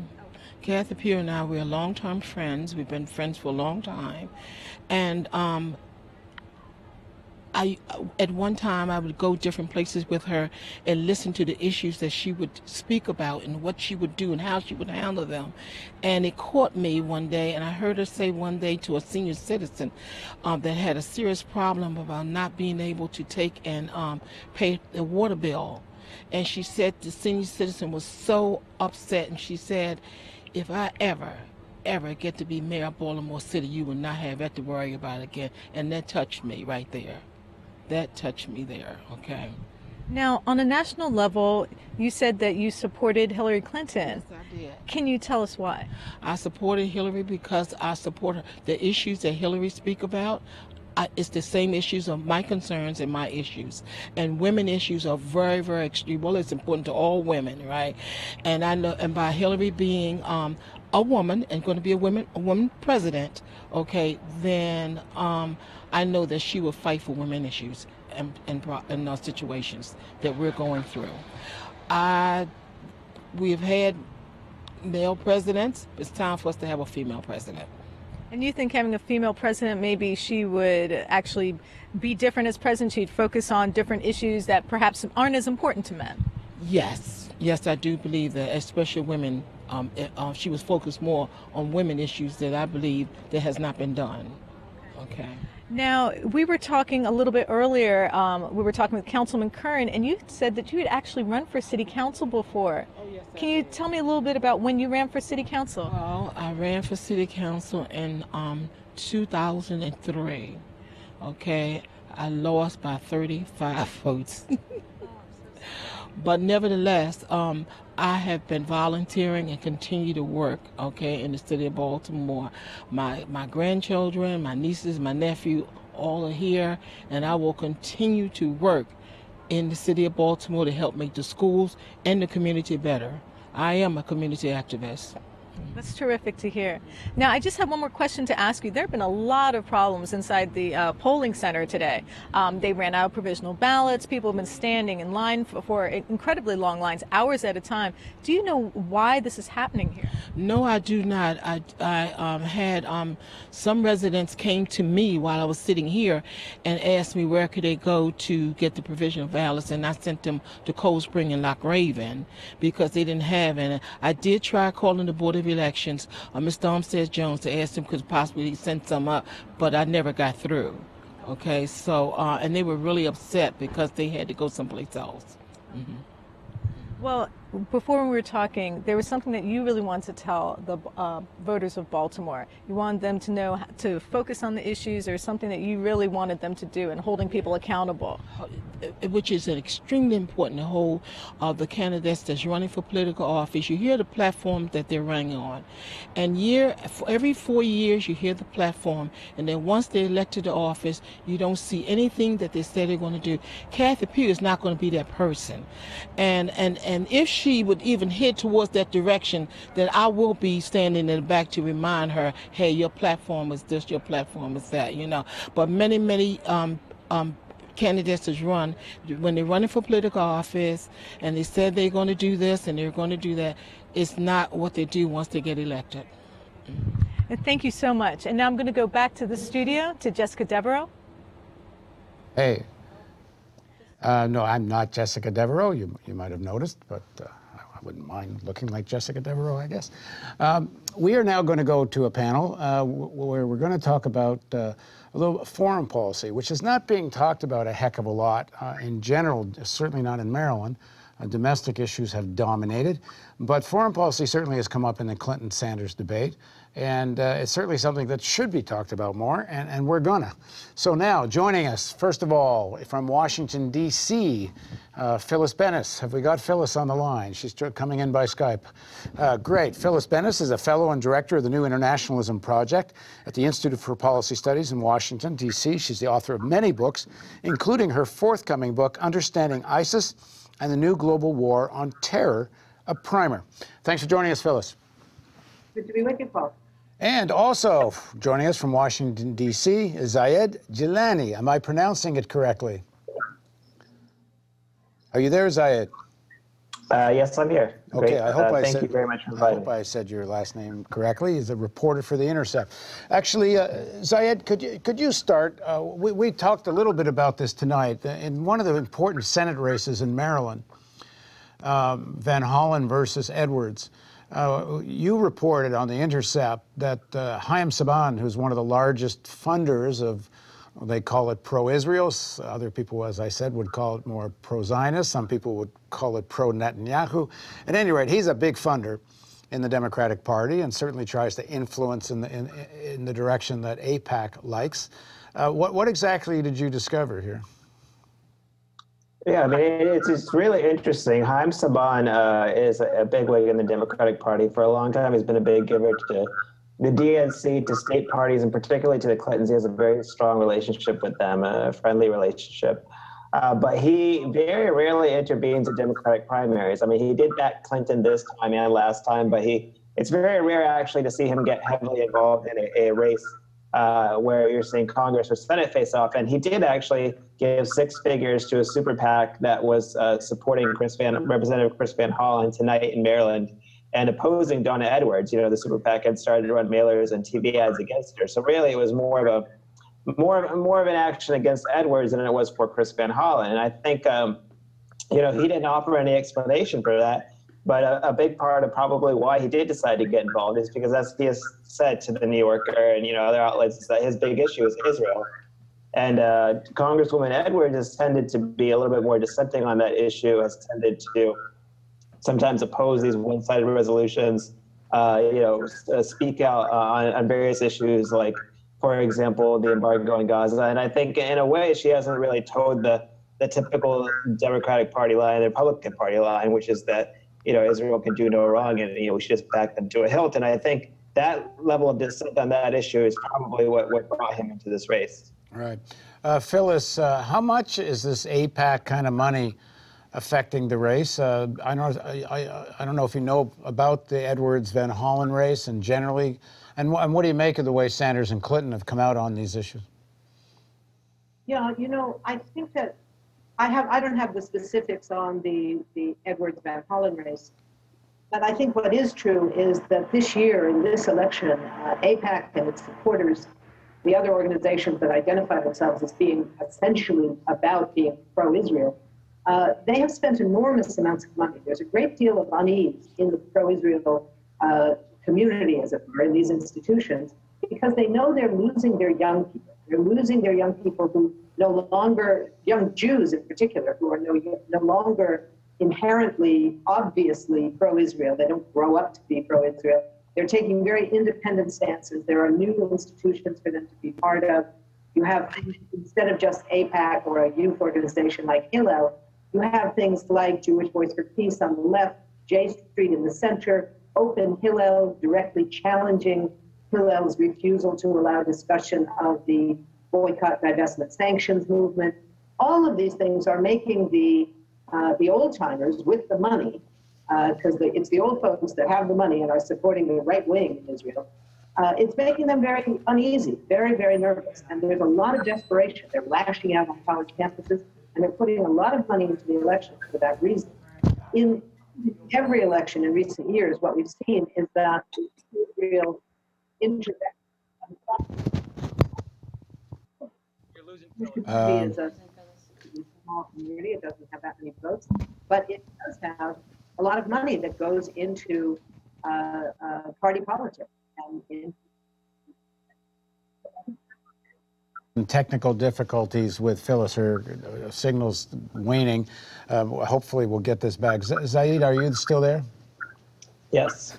What got you onto this story about Haim Saban's funding? Well, it's interesting. The disclosures about this came out a couple weeks ago, tail end of the week before, and basically, you know, they showed that Haim Saban is likely the largest individual donor. And when I say individual, I mean as a one person, a human being. There's certainly unions that are spending more than he is, and there are other funders similar to that as organizations. But as a single individual, he is probably the largest funder in this race, or at least within the disclosures that just came out.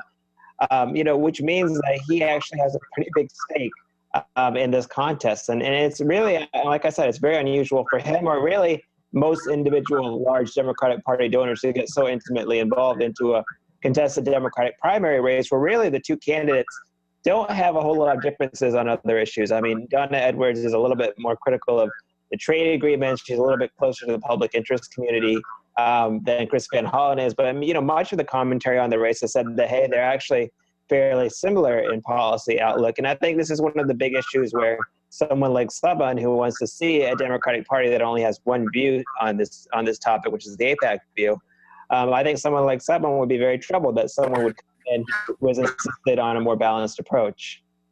I think they'd be a little bit concerned of what Sanders has accomplished.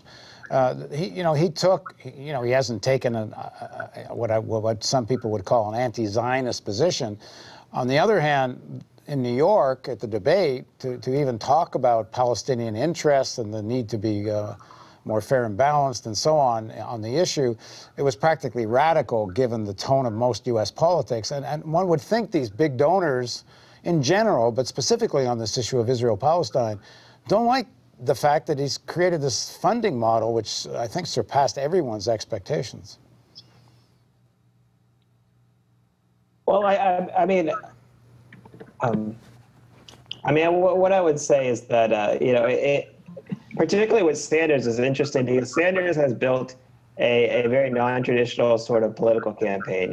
He is quick to remind people that he has built a campaign on an average donation of $27. And the folks we're talking about who do heavily fundraising around Israel issues, they're not talking about $27. I mean, Haim Saban, for example, has spent between $5 and $6 million on super PACs backing Hillary Clinton.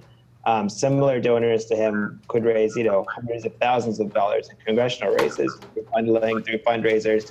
There's a political action committee called the NORPAC, which is basically based out of New Jersey, which is a pro-Israel fundraising committee. And they raised something like $400,000 $100,000 just in one fundraising event for Clinton, right? So the way that their nature of fundraising is very different than let's say the Bernie Sanders model. And I think the Bernie Sanders model sort of frees up people to say, hey, we don't necessarily have to listen to people based on the size of check that they can write. You know, they can listen to people who, like Phyllis was saying, people in the younger Jewish generation, Jewish Americans who are very active on this issue and do want to see a more balanced policy and don't think the status quo is sustainable. Because whether they admit it or not, people like Haim Saban and AIPAC are basically for the status quo or status quo plus, right? You know, doubling down on the same policies that haven't worked out. Back with us here? I've been with you the whole time. Oh, good. So we got your sound back. Phyllis, give us an assessment of what do you make more overall of Sanders' foreign policy. I mean, we've had a lot of discussion on the Real News, of course, about how hawkish Clinton's policy is on many issues. I think what you're saying is an overall assessment of Bernie Sanders' positions versus hawkish positions. Yeah, I think what we're seeing in Hillary Clinton is sort of the Obama war strategy on steroids. So the important thing I think to keep in mind is that Hillary Clinton has set a position for herself throughout her years in the Obama White House, when she was the Secretary of State in particular, as being the most hawkish in the administration, more than the Secretary of Defense, more than most of the generals, certainly more than the president or the vice president. She has staked out the position of supporting more military responses to everything in the world. That started with Libya, where she was really the lead cheerleader to push for direct U.S. involvement in the NATO intervention that led to the overthrow and murder of Gaddafi. And she now, despite the fact that Libya since that time has devolved into an absolute level of chaos and violence, with the enormous caches of weapons from Libya spread all over the region down to middle as well as northern Africa, throughout the Middle East. These are Libyan weapons that are fueling so many of the crises we're seeing going on. Despite that, despite the fact that people are fleeing fleeing Libya in their thousands, trying to get to Europe, despite all of that, she is still claiming Libya as a great victory. And now she is following her position on Libya, calling for a so-called no-fly zone in Syria. And we should remember that it was in the context of Libya, when Hillary Clinton was calling for a no-fly zone, that the then Secretary of Defense, Robert Gates, who had been a Republican Secretary of Defense under Bush, he was the one who said, let's be clear, a no-fly zone starts with going to war, in that case, against Libya. Going to war in this case, where there's an even more sophisticated anti-aircraft system that would have to be taken out, it means going to war not only against the Syrian regime, but against Russia and against Iran that are backing that country. So this is an incredibly dangerous call that Hillary Clinton continues to make. Talk a little bit about Bernie Sanders. Some of his proposals, especially when it comes to Syria, seems to me to give reflect a somewhat misunderstanding of the situation, at least. He's called on Muslim countries to intervene, although I must say he seems to be saying that less now than he said earlier in the campaign. Earlier in the campaign, he was talking about even the Saudis being involved in fighting ISIS more directly, and to ask the Saudis to become a solution in Syria seems, you know, at the least not to understand it. He's speaking less, as you say, about a direct Saudi role. He is still talking about regime change, however. The big difference between Clinton and Bernie on the question of what to do in Syria has to do with timing more than it does with substance. Clinton says we can go after, and we must go after ISIS and after Assad jointly. We go after both of them. Bernie's position is we should go after ISIS, and then we can go after Assad. So it's sequential. Hillary's position is do them simultaneously. But substantively, they're both talking about regime change, which is quite unfortunate because I don't think that it's an actual commitment of Bernie Sanders. I think that it is, as you say, Paul, based on a kind of not very thorough understanding of what, not just what the stakes are, but of what it's going to take to change the situation and the ways in which a military response simply is not going to work. You know, at the end of the day, we have been at war with terrorism for 15 years, and terrorism is doing just fine. Clearly, that response doesn't work. So I think that the problem we're facing is that this is not Bernie Sanders' main issue. He has been determined to keep his campaign on message about inequality, the problem of the banks, the problem of inequality. And in that context, he's only paying a little bit of attention to foreign policy. So a certain lack of really in-depth information. I think he's also refined the message. He's spending a lot of time now critiquing Hillary Clinton's support for regime change, and not only in Iraq and Libya, but also as a general principle. He does add a few words which are a little disturbing. He says, you know, he attacks the idea of regime change without knowing what comes next, which suggests if you knew what comes next, maybe it'd be okay. But his main emphasis really has been against policy of regime change. Now, he hasn't directly applied that to Syria, but one might conclude that would be part of that. I mean, recently. He hasn't used the term, but he does consistently say that we should go after ISIS and then go after Assad.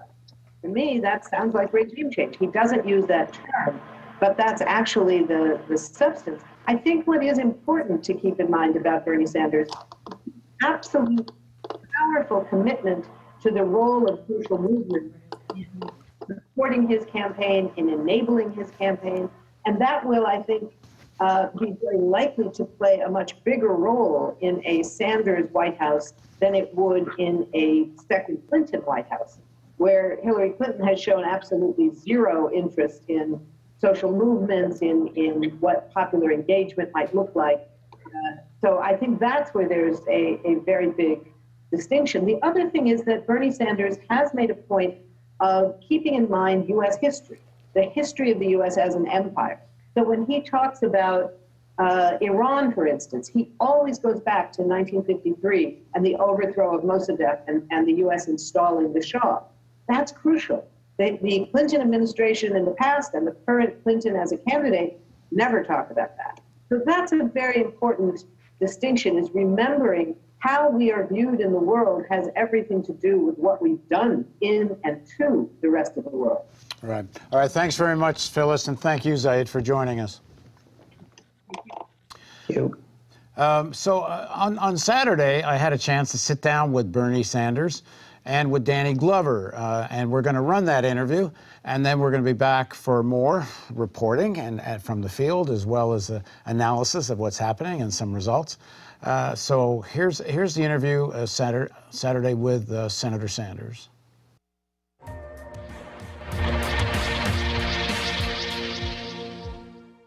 Welcome to the Real News Network. I'm Paul Jay in Baltimore, and now joining us in Baltimore is Senator Bernie Sanders. Thanks for joining us. My pleasure. And activist Danny Glover. Thank you for joining us. Danny is here as a supporter of Bernie Sanders. Senator Sanders, if you talk to people in Baltimore, either about the extraordinary murder rate, which is last year around 348, the same murder rate more or less as New York, which has 13 times the population, or you talk about mass incarceration, or you talk about systemic racism, it usually boils really down to one question, which is lack of employment and low wages. It really comes down to that.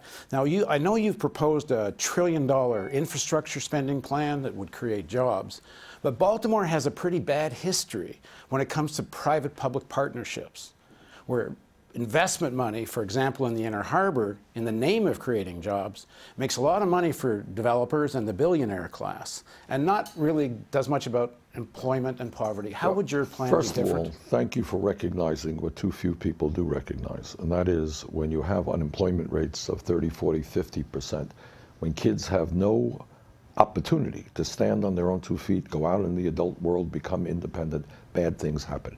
And that's a crisis that has got to be dealt with.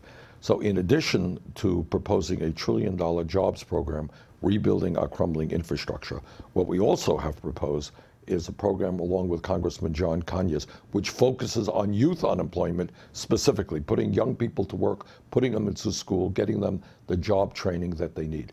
Because at the end of the day, if kids have some income and they're doing some constructive activity, the likelihood that they get mixed up in illegal activity is much, much less. So focusing on young people especially, providing jobs and education rather than jails and incarceration would be a major priority of a Sanders administration. In the delivery of that, would you consider a Roosevelt-style direct federal jobs program, perhaps targeting the inner cities like Absolutely. Baltimore? Absolutely. Because when it's come through the cities and the states, a lot of times ordinary people don't get the money. That is exactly right. I mean, there are two elements. Number one, we have to rebuild our crumbling infrastructure.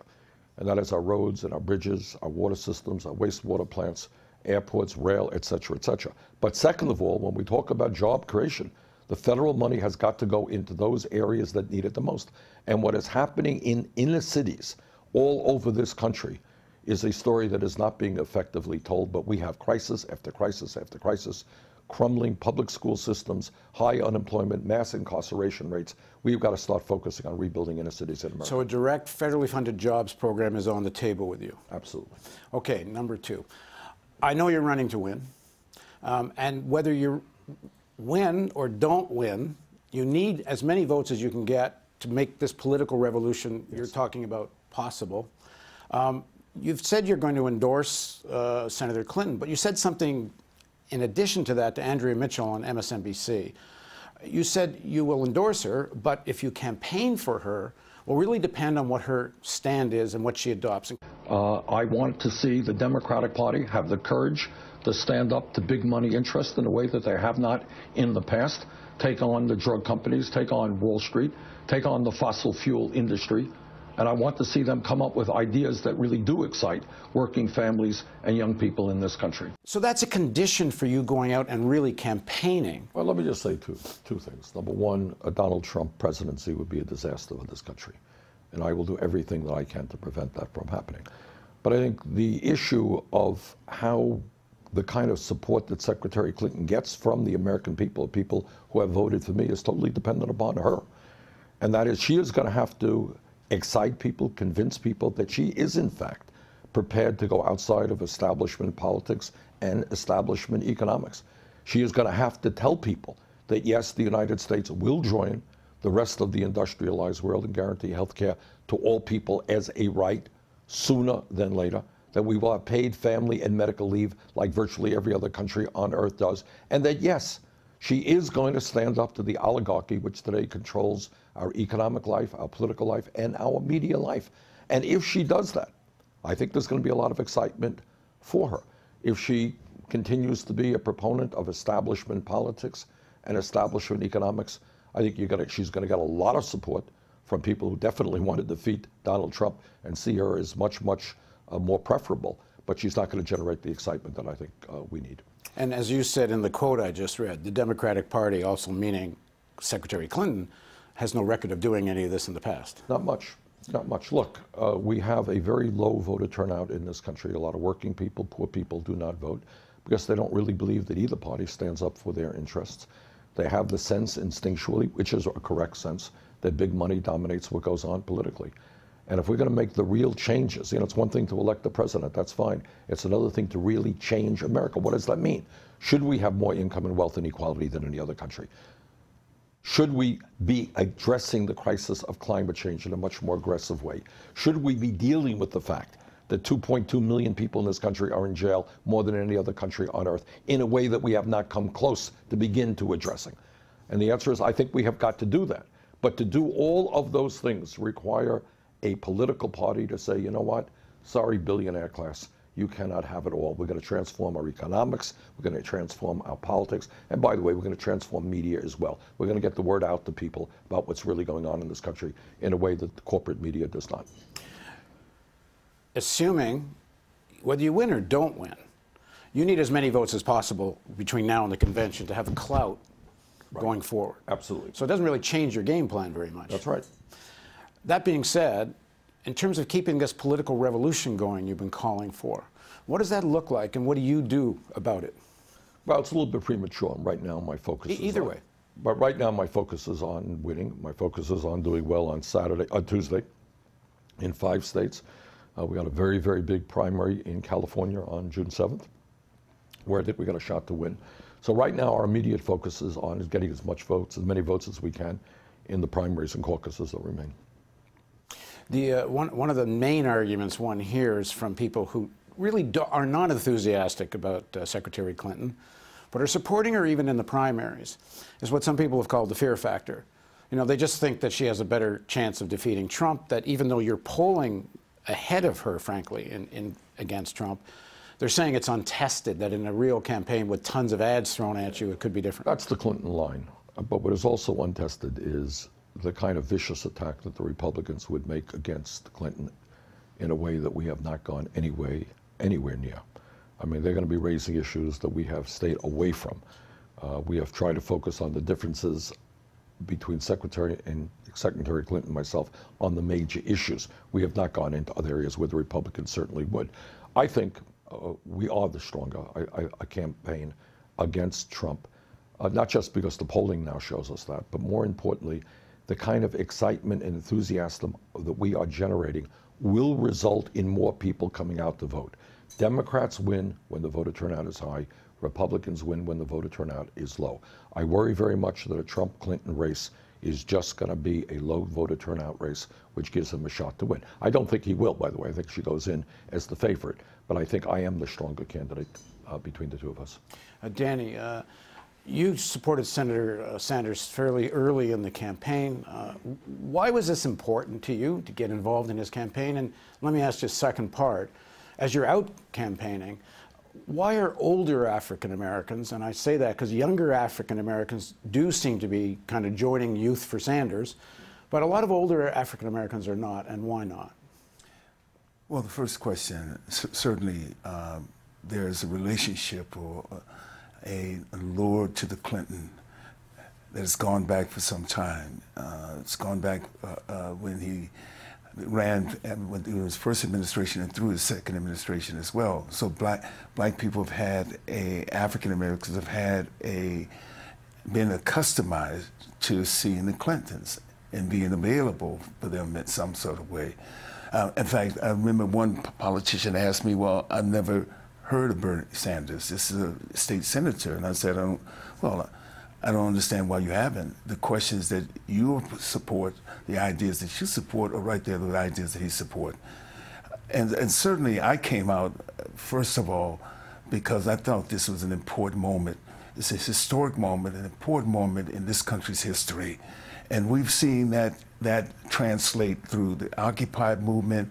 We've seen it through the various movements from the Dream Defenders to Black Lives Matters. We see all these things. And then most recent, and I think over a period of time, somebody has to talk about climate change, not only its impact on the rest of the world, but its impact on us as well. Somebody has to bring up the issues around the deindustrialization that's happened, that has removed jobs, good paying jobs, manufacturing jobs, jobs that would hire young people, transitional jobs that would hire people. And someone has to talk about that as the reasons why we have the connection between that, the informal economy that people exist in, and the formal economy in which they can't get into.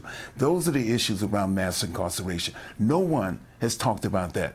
Yeah, it's easy to pass a crime law demonizing those victims, those people who are victimized by policy they have no control over. Here, Bernie Sanders is talking about active citizenship, demos, ordinary citizens being participants, not only on the day of election, but continuously being consistent as citizens throughout the process. And that's exciting. That's exciting.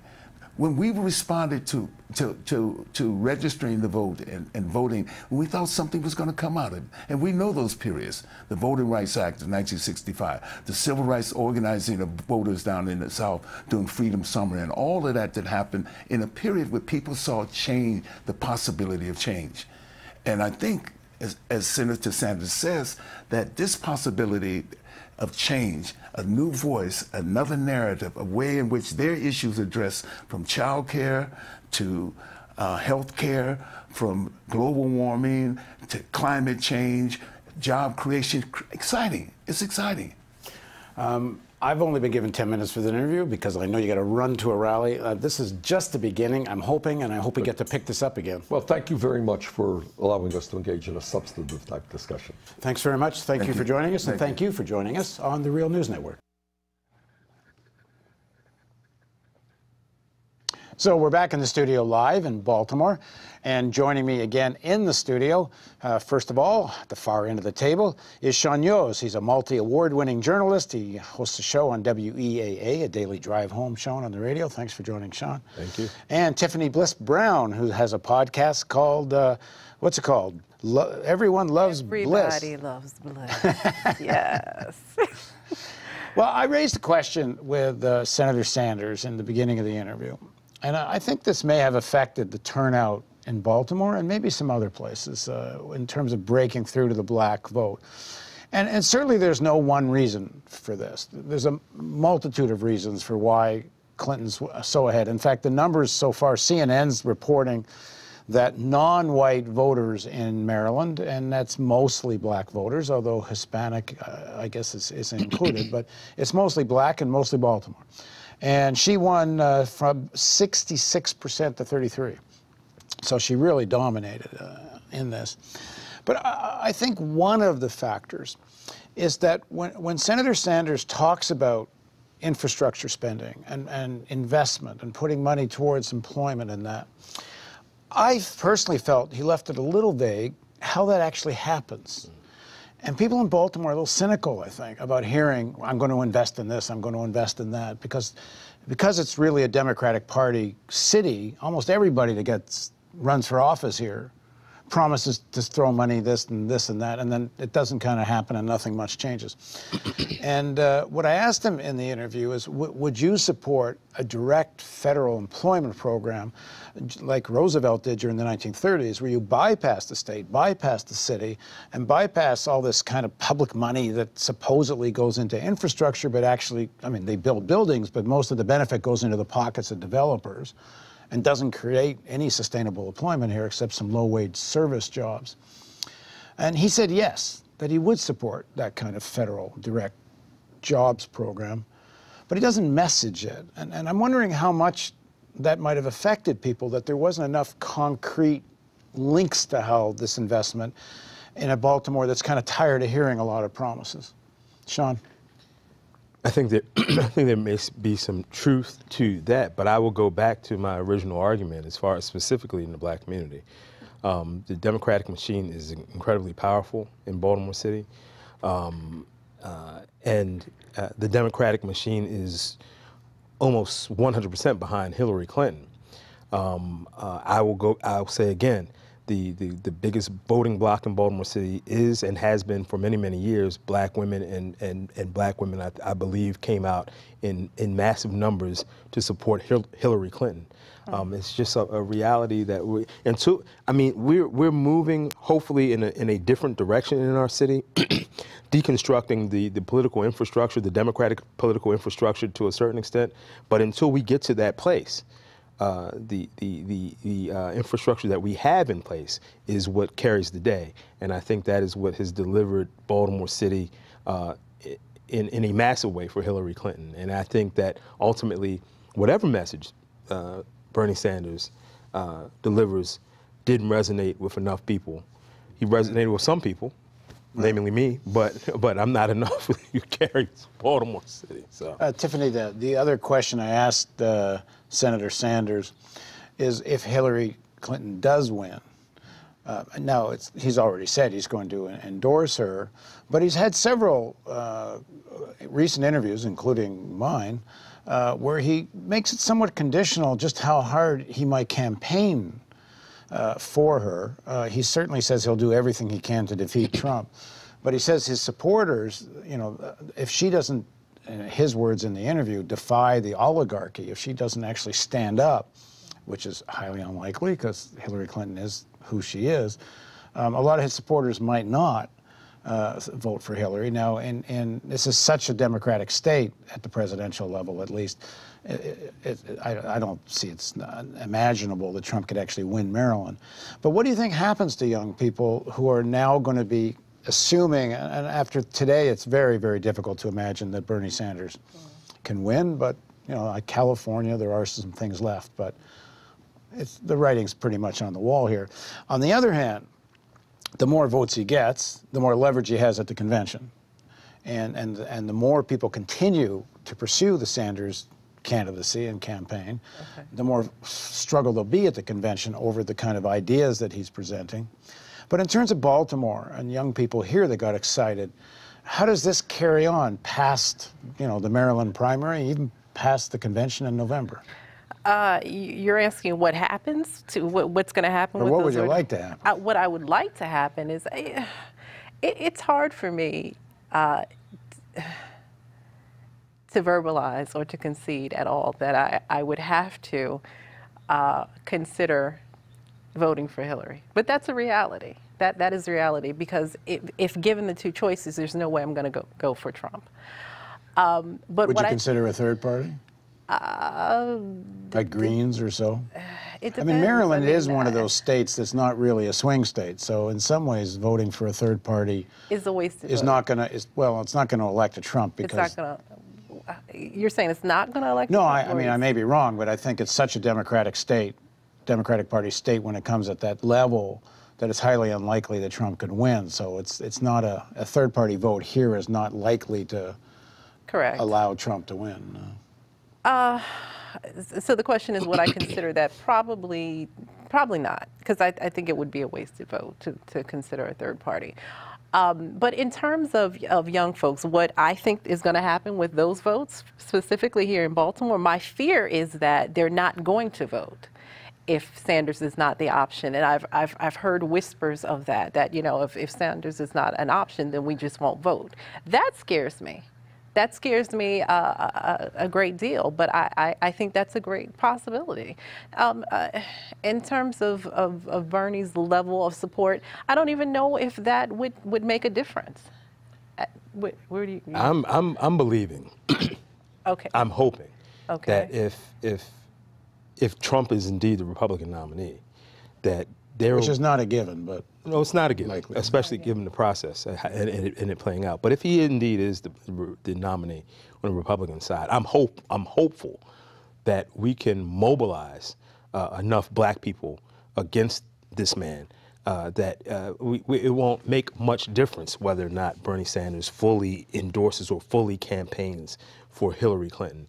At least that's my hope. I don't know. I'm hopeful too, but if we're speaking about young folks in Baltimore, I'm concerned. I'm concerned that they'll become completely apathetic and not vote. That is a real concern. Those are conversations. But is it possible they don't vote but don't get apathetic and get involved in movement organizing? Well, I think a lot of folks are involved, young folks are involved in movement organizing, and prayerfully that will be the next move.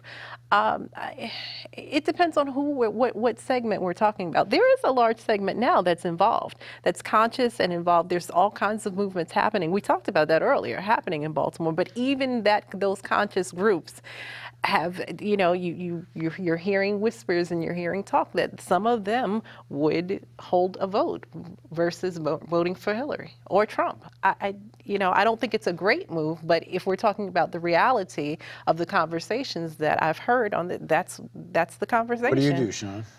What do I do? Yeah, if it's Hillary. I would think about writing in Prince, but I ultimately, again, if you make the choice, Hillary Clinton versus Donald Trump, I'm going to vote for Hillary Clinton. But a state like Maryland, though, why not a third party? It's a Democratic Party state. In a swing state, I understand this argument, but it's a somewhat different argument. And but if you're asking me specifically, my level of opposition to everything that Donald Trump stands for would force me to vote for her. I mean, it just would. Would it matter if it were Cruz or any of the other Republicans? I'm just curious. Maybe, Really? What would it matter? I mean, would I vote Republican? No, I wouldn't. Okay. I would not vote for Republican to answer the question. The only Republican that I thought I would even consider was John Kasich, but I wouldn't at this point. All right, thank you very much. I know both of you have to run.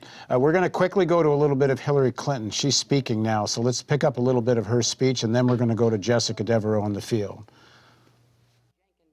Pennsylvania. They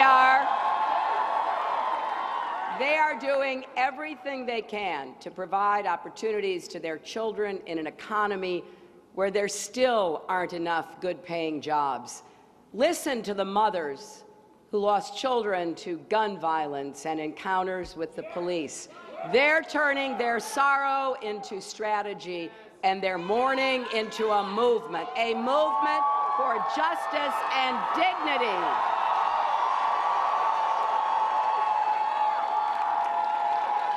Listen to the nurse I met this weekend in New Haven, Connecticut, who worked for years to build a middle-class life and raise a family. But then her luck changed. She was diagnosed with breast cancer and used up all her savings and her sick time.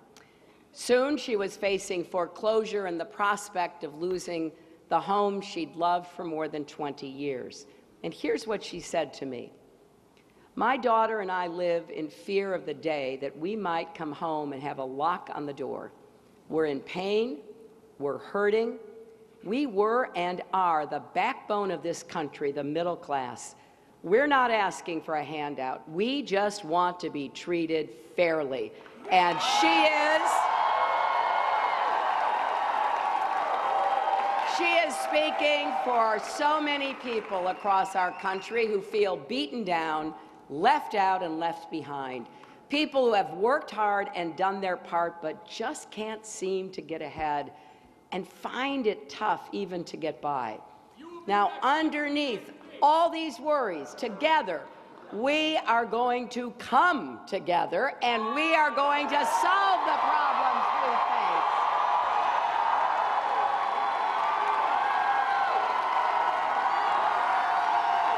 And, you know,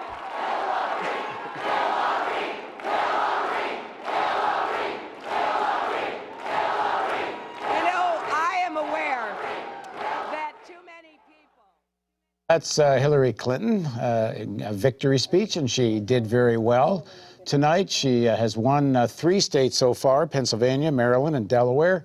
She looks like she's going to lose Rhode Island, although we're not going to call it because we don't have that kind of algorithms. And I think Connecticut's yet to be called, but she's ahead in Connecticut. Jessica Devereaux is in the field and with a guest, and we're going to throw to her now.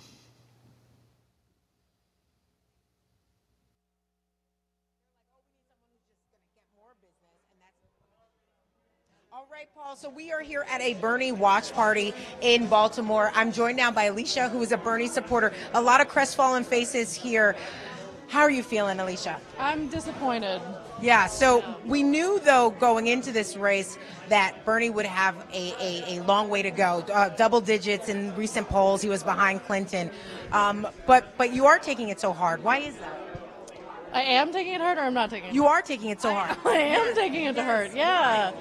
I believe in everything that Bernie Sanders has to say. I started listening to Breakfast with Bernie, a radio show. He used to do an hour, and I remember I used to live in Vermont, so I've been aware of Bernie for a really long time, and I remember just being really inspired, even, God, that was, 5-6 years ago, by what he said, that I've been a big supporter of his ever since. And Clinton, I just don't feel like she has my back like Bernie does. I feel like she represents, the richer classes. And we spoke about this earlier. You were telling me that you see that there's a real divide in the Democratic Party. What kind of divide? Well, especially here in Maryland, you have a huge distance between the richer neighborhoods versus the poorer neighborhoods. And I think for the richer neighborhoods, that even though they may be Democratic, especially socially, that they really are fine when it comes to the economic status quo. They're doing great. They have no reason for it to change. And it's really the poorer classes that we're looking to Bernie to improve their lives. Let's speak on a personal level. Does that apply to you? Sure. As a young woman in America, I really thought that I, did everything I was supposed to do and go to school and get a job, and here I am drowning in debt without any health insurance. So it's hard to feel like I can really get anywhere in life. And after attending the Bernie Sanders rally just a few days ago, I was really inspired by what he had to say. I really felt like he did have my back, that he was there to help every American. What specific policies, let's talk policies, that really attract you to the Sanders campaign? Well, universal health care, number one. First and foremost, absolutely.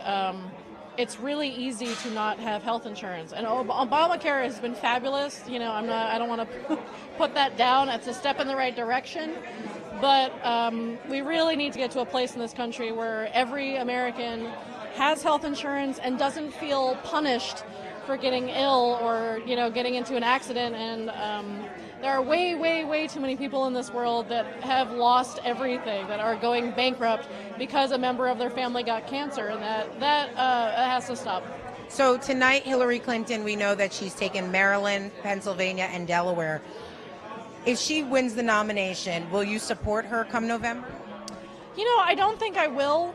I don't feel like she has my back. I feel like she has too much support from the people that were, you know, trying to, you know, break apart, like the big banks and Wall Street and all the super PACs, all that. You know, I just don't have faith that she's going to make real change. So then what will you do come November? Well, I will either write in Bernie Sanders or I will vote with the Green Party. With the Green Party, okay. Alicia, thank you so much for joining us. Thank you.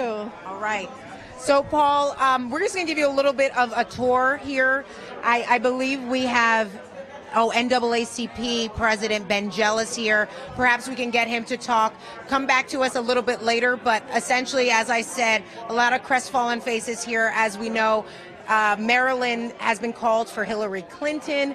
So as I just spoke to Alicia, she was very disappointed, even surprised. So back to you in the studio. Hi, so we're back in the studio in Baltimore. As we sit right now, Connecticut is very close. Hillary Clinton's ahead by a point, or let's see, 49.9 to 48. Oh, I'm sorry. We now have Bernie Sanders ahead in Connecticut, 49.9 to 48.2. So more or less a tie in Connecticut, possibly a Sanders victory there. But given proportional, the way delegates are handed out proportionally, it's going to be about a 50-50 split in delegates, so it's not going to have a significant impact on the overall vote count. But Senator Sanders is making the point every delegate he gets gives him more clout at the convention and gives the movement behind him more clout. In Rhode Island, I believe he is still significantly ahead, but I don't think it's been called for him in Rhode Island. So tell me, do we have our next guest ready to go here? No. Okay, let's go. Hillary Clinton's still speaking. Let's go back to her speech. If you are a Democrat, an independent, or a thoughtful Republican, you know their approach is not going to build an America where we increase opportunity or decrease inequality. So instead of letting them take us backwards, we want America to be in the future business. That's why I want you to keep imagining a tomorrow where instead of building walls, we're breaking down barriers. We are making it more likely that Americans will be part of a prosperous, inclusive, decent society. We're imagining a tomorrow where every parent can find a good job and every grandparent can enjoy a secure retirement. We're imagining a tomorrow where no child grows up in the shadow of discrimination or under the specter of deportation, and where every child has a good teacher and a good school, no matter what zip code that child lives in. And imagine a tomorrow where any young person can graduate from college debt-free.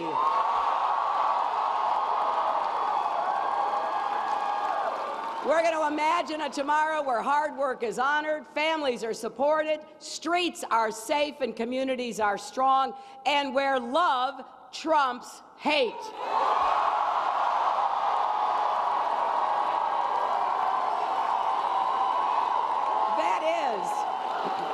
That is the future I want. I want that future for my granddaughter and for all of our children and grandchildren. Now think of this. Our nation was born right here in Philadelphia.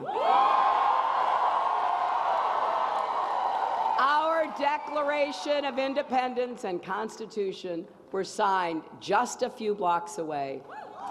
And ever since, even through dark and difficult chapters of our history, the idea of America has shone through. At our best, we are, as Robert Kennedy said, a great country, an unselfish country, and a compassionate country.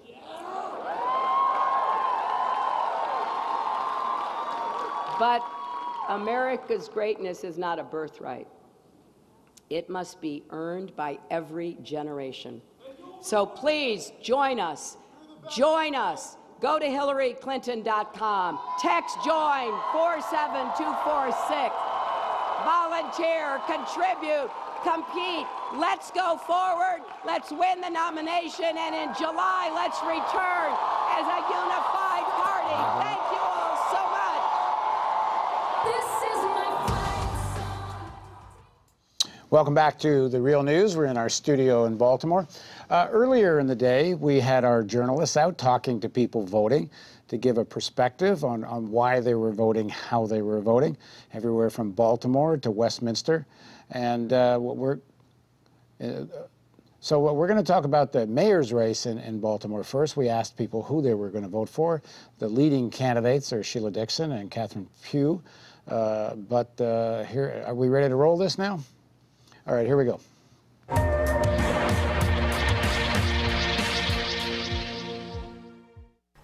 This is Telegram from the Real News Network in Baltimore City, Maryland. We're giving you up-to-the-minute election coverage, and we'll be going to different polling places throughout the day to find out who voted for Bernie, who voted for Hillary, and who our next mayor might be.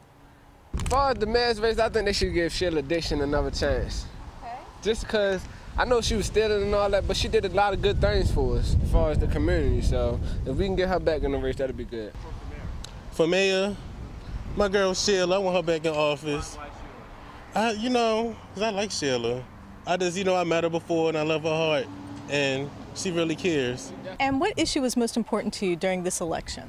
Well, I've been a resident of the city of Baltimore for 25 years, and this has been the most difficult year that I've been here. So certainly I think, certainly crime, but I think even the national reputation that our city has, I think really took a beating. I mean, I love the city, but it's been a difficult year. So I think just sort of restoring some degree of normalcy, and certainly crime would be my biggest issue. It was a very, very difficult decision, but I ended up voting for Embry. Personally, I chose Nick Mosby. Hey, I'm Paul Jay. We're back in the studio. We're going to go to Jessica Devereaux, who has Ben Jealous at the Sanders after vote party. Ben Jealous is the former head of the NAACP. So here's Jessica. NAACP President Ben Jealous. Thank you so much for being with us. Former NAACP President Ben Jealous. Thanks so much for being with us. You are a Bernie supporter, came out in support of Sanders. How are you feeling tonight with this loss in Maryland? Look, we'll see what actually happens. Our goal here was to pick up as many delegates as possible. There's a big difference, even based on like 2 or 3 points of performance and what percentage of delegates you pick up. We ran a very tough campaign. I mean, no matter what happens here, you'll see us pick up a bigger share of the black vote than we have in any other state south of the Mason-Dixon. It's because we've had more time. It's because we've run a tough campaign. When you said you had more time, I mean, we knew Sanders was running, last year. Well, no, but the way that presidentials work is that you camp out in Iowa and New Hampshire when you're the challenger. Okay. And you got to get through Iowa and New Hampshire for voters in any other state to take you seriously. I just found my 3-year-old's football, by the way. My friend just handed it to me. But I do support the Ravens. So, and then you're kind of off to the races. And Super Tuesday comes right up. But we're, I don't know, 6 weeks later than Super Tuesday, something like that. It's been a bit of a blur. And that means that we've had more time to engage voters when they're paying attention. Let's talk about some of the challenges that Sanders has had connecting with African-American voters. Sure. What do you think are those challenges? The biggest challenge, quite frankly, has been time to get to know our candidate. As I said when I came on board in January, Hillary had hit her high water mark of black support, and it was true. It was just a matter of how quickly that support would grow for Sanders and fall for her. And what we've seen is, generally, as we've had more time, we've picked up more support. What are the numbers in Maryland? Do we have them officially? No. Okay. It's like 0% reporting right now. Okay, 0% reporting. But let's go with the assumption, as you were saying, that he has picked up more black votes above the Mississippi-Dixon line. This is the state to do it. But there still is a lot of black female support, in particular, for Hillary Clinton. Oh, sure. What issues do you think resonate with those voters? Honestly, I think with those, I mean, the biggest divide here isn't black, white, rich, poor, male, female. It's voters under 30 versus voters over 60. It's a generational issue. And voters over 60 have known the Clinton brand for a very long time. They trust them. They feel comfortable with them. Voters under 30 don't really recall the 1990s that well. And what they know about it is what they've, is sort of through the prism of how the policies passed then have impacted their lives and their friends' lives. And they look back and they say, oh, that's when they cut the safety net out for millions of families, and that's why the number of children living in extreme poverty has doubled over the last 20 years, because they placed a 5-year lifetime limit under President Clinton on welfare, which many people had exceeded before they had the Great Recession. And they say, well, the defining experience of their lives actually was the Great Recession as far as like the economic. Well, that's when we got rid of Glass-Steagall, a law that President Roosevelt had put in place to prevent the recurrence of a Great Depression. Bill Clinton got rid of. And, you know, there we were about 10 years later with the Great Recession. You know, and so, you know, and that's also the 1990s. It's time when the incarceration rate or the number of Americans behind bars essentially doubled. So that's why voters under 30, and one of the most interesting things, quite frankly, is the way in which they pay attention to foreign policy. So one thing I wasn't really tracking. But they were hip to the fact, you know, students at college campuses, when I was talking to them last fall about why they support Sanders, that Hillary Clinton is much more of a hawk than President Obama. I mean, here she is, President Obama's Secretary of State, really running in many ways, wanting people to remember that she served President Obama rather than that she, you know, how she campaigned against him in 2008. And she's calling for a no-flyover zone in Syria, which is in direct contradiction to President Obama's stated policy. He has said that a no-flyover zone in Syria, while it might sound like a good idea, would lead us into one more endless war, possibly with Russia itself, because they're supporting the other side, and would frankly be a massive distraction from our number one objective in that region right now, which is destroying ISIS. So, you know, this is you know, when you're on college campuses, you talk to young people who have known only war and want to know peace. And they see Bernie Sanders as the candidate who's more likely to lead us towards peace. Okay, let's switch gears here. I want to talk on a personal level, because some folks might say that the NAACP represents a little bit more of that establishment Democratic entity. For you, when you were making that decision to come out for Sanders, did you wrestle with this issue between Clinton and Sanders, and what ultimately led you to support Sanders? Yeah, I supported Sanders. I support. We just had a crash in our technology, apparently. I hope we get that back up quickly. So this is what in the business calls when the anchor is supposed to fill time. So now I'm going to ask, I could fill time. I could ask myself a question and answer it. But maybe we should roll a pack. What do we got here, guys? So Jonathan Ticini, who actually published a book with a collection of Sanders quotations, and we're setting him up right now. He'll be a few seconds. Do we want to try to roll something else while we're waiting? Oh, okay, we're going to go back. We were talking. Do we have a pack of interviews that has to do with the? We don't have the Sanders-Clinton. All right, we're going to continue the pack we were playing earlier, people voting at the municipal level. So here we go.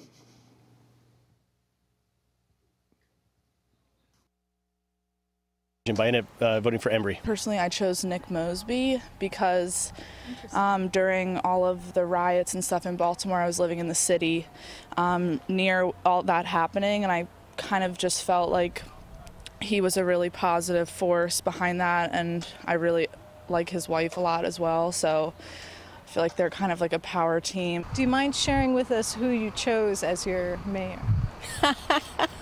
Of course, Catherine. Okay.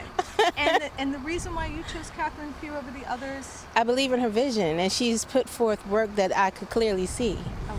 You know, nothing against anyone else, because, you know, but I stand for her because she has been there. She stepped in the trenches with us, and, you know, it speaks for itself. I chose Elizabeth Embry. Okay. Why did you choose Embry? Because I thought she had the best plan for crime and neighborhood development. I like Sheila Dixon. Okay. Bring old school back and see what she can do. Okay. We don't know until we bring her back to see what happens. So that was my choice. I voted for Catherine Pugh. Okay. I think criminal reform is really important. Obviously, the education. I live in the city. My kids most of them are out of school now, but education is a strong issue for me, and job creation. And I think there needs to be a whole lot of emphasis put on our youth and rec centers, and you know, getting these kids to do something that's going to help them stay in school, get jobs, which is woefully lacking, I think, right now. I voted for Dixon because I felt as though she helped the community more than the rest of the people, the names that was on the paper. Like, I really seen Sheila in person, so that was something I never seen before. So I thought that was cool. Yes, I voted for Sheila Dixon. I heard in the past that she's supposed to stole some cars or something like that. So a lot of people, they forgave her, but they didn't want to vote for her. I feel like people should have second chances. Some people feel like she shouldn't have a second chance, or they don't want to vote for her. I just felt like she is a good person. She's still human. You know, if she do her work right, if she do her job right, then, I mean, I can't hold nothing against her. I just feel like people should have second chances. Welcome back to the Real News Network. I'm Paul Jay. We're in our Baltimore studios. Now joining us to talk about the overall results today, and a Bernie Sanders supporter, is Jonathan Ticini. Jonathan is the author, or editor of a book called The Essential Bernie Sanders. He's also a strategist, an organizer, an activist, a commentator, a writer, primarily focusing his energies on the topics of work, labor, and the economy. Thanks for joining us, Jonathan. Jonathan, you there? Hello, Jonathan. All right, we're having a techie problem here. We're here, Jonathan, but Jonathan is not hearing us. Well, here's what I'm going to ask Jonathan. The question that Jonathan, I'm sure, is going to wrestle with is what next? You know, in terms of winning, it's pretty difficult to see after today that Bernie Sanders is going to win the nomination. But the question that I'm going to ask Jonathan, hopefully he's going to hear me soon, is what does this movement do to continue? And we're hearing some noises from Jonathan. All right, we're having a techie problem here. Maybe we should, how are we doing back with Jessica Devereaux? We got her back in the field yet? The answer seems to be no. All right. Okay, well, what do we got? What do we got we can run while we sort out our technical difficulties? All right, we're going to take a little break, and some very strange noises. Okay, we're going to take a little break. We're going to sort out the technical issue, and we'll be back in just a few minutes. Please go take your break and come on back.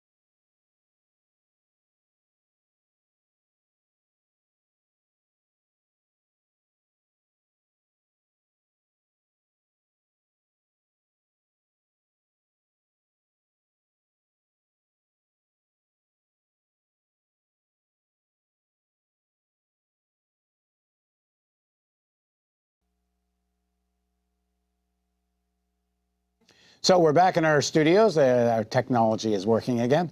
As it stands, Bernie Sanders is still slightly ahead in Connecticut. He has been, it's now predicted he will win Rhode Island, so Sanders gets a win tonight. Senator Clinton has, other than Rhode Island and Connecticut, has won in Pennsylvania, Maryland, and Delaware. Now joining us, as we tried before, is Jonathan Tassini. Jonathan, are you there?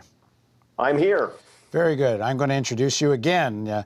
Jonathan is the author of The Essential Bernie Sanders, a collection of Bernie Sanders quotations from Chairman Bernie.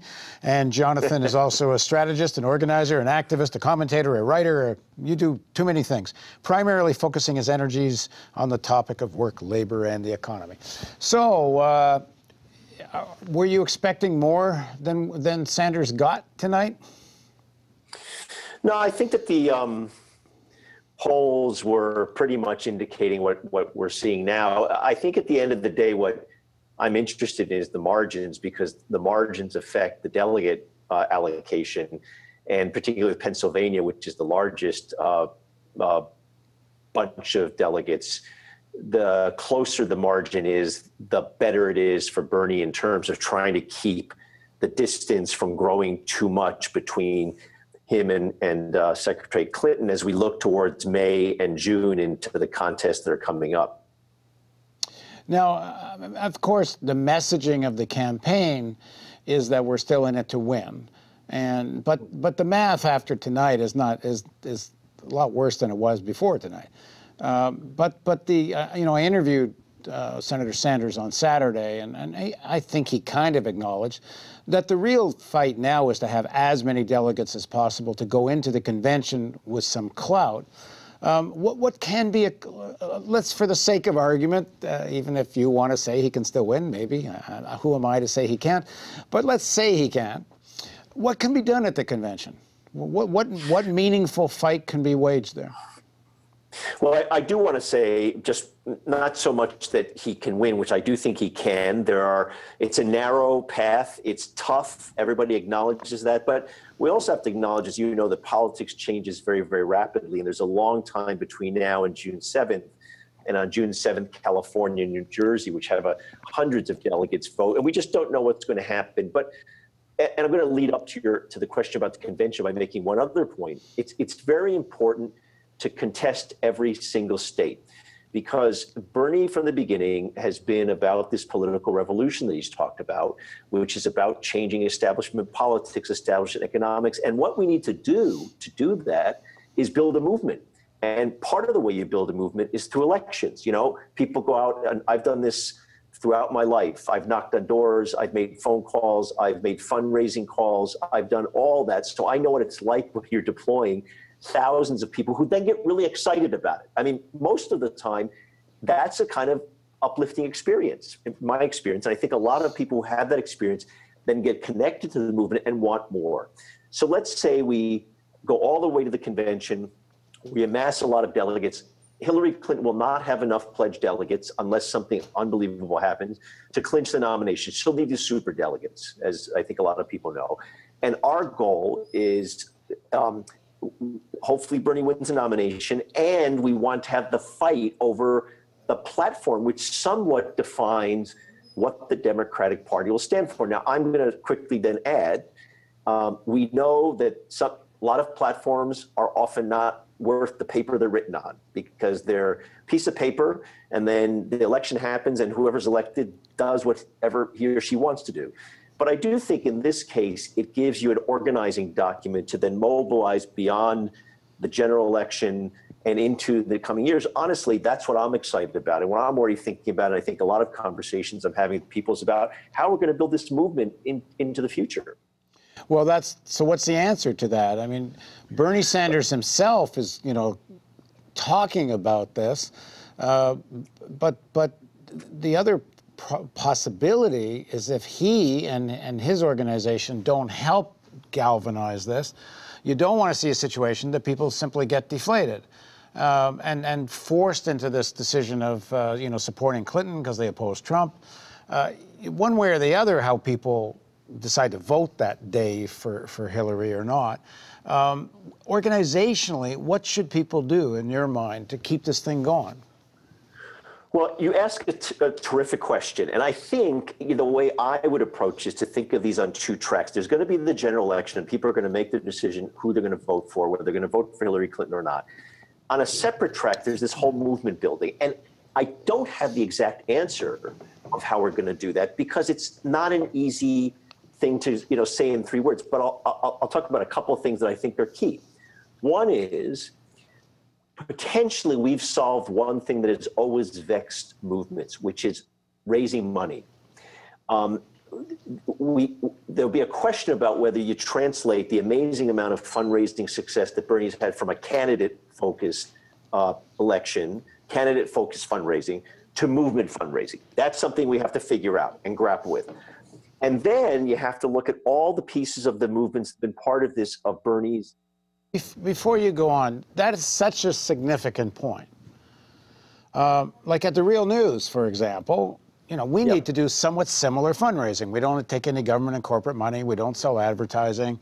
A tiny fraction of that, what is it, 7 million times $27 money would fund what we're doing. The ability to fund these kinds of things outside of elections has proved, very difficult. Is there, that's going to be one of the issues. Is there some way for that donor base to translate outside of elections? And we haven't seen it really in a big way. Right, and so this is different because the donor base we've had before is either usually rich people or foundations. Here you're going to have potentially a huge small donor army. And yes, and what I wanted to say was I think these things are connected. And I'm not suggesting that this is the simple answer. How Bernie Sanders hands off, and I don't mean necessarily let's go, but connects the 5 million people he has on a list, the fundraising piece, to the different pieces of the movement, the anti-trade folks, the environmental movement, Black Lives Matter, union organizing, the fight for $15 in minimum wage. There's all these different streams. And the great challenge, and I think it's kind of exciting to try to grapple with this, is how do you bring all these together? And one question would be, is there going to be an organization coming out of this? Or is it a federation of a movement? And then the piece that we can then say is, if we can inspire people to essentially create a membership organization that connects all these, then we have potentially the mechanism to fund it. What else? You were funding was one thing. I intervened. So you were going to go on from there. Then building the movement. Those were two things. And how do you build those pieces of the movement? Those things, I don't have the simple answer today. I know there's lots of conversations. And it's how do you get over the thing that we failed miserably at? Over the course of many, many years, we failed miserably to try to connect these different pieces of the progressive movement, partly because of failure to represent people at the grassroots level in a good way, partly because I think different pieces of the movement didn't necessarily find each other as natural allies. And I think one of the great things about this political revolution, the concept of it, and if we can then translate it, is that people have found a common place. And I'm not saying it was easy, but if you look at the various pieces of the movements that have been involved in advancing Bernie, from the Working Families Party, which people have been somewhat critical of for a variety of reasons, and then you've got the environmentalists, the anti-fracking people.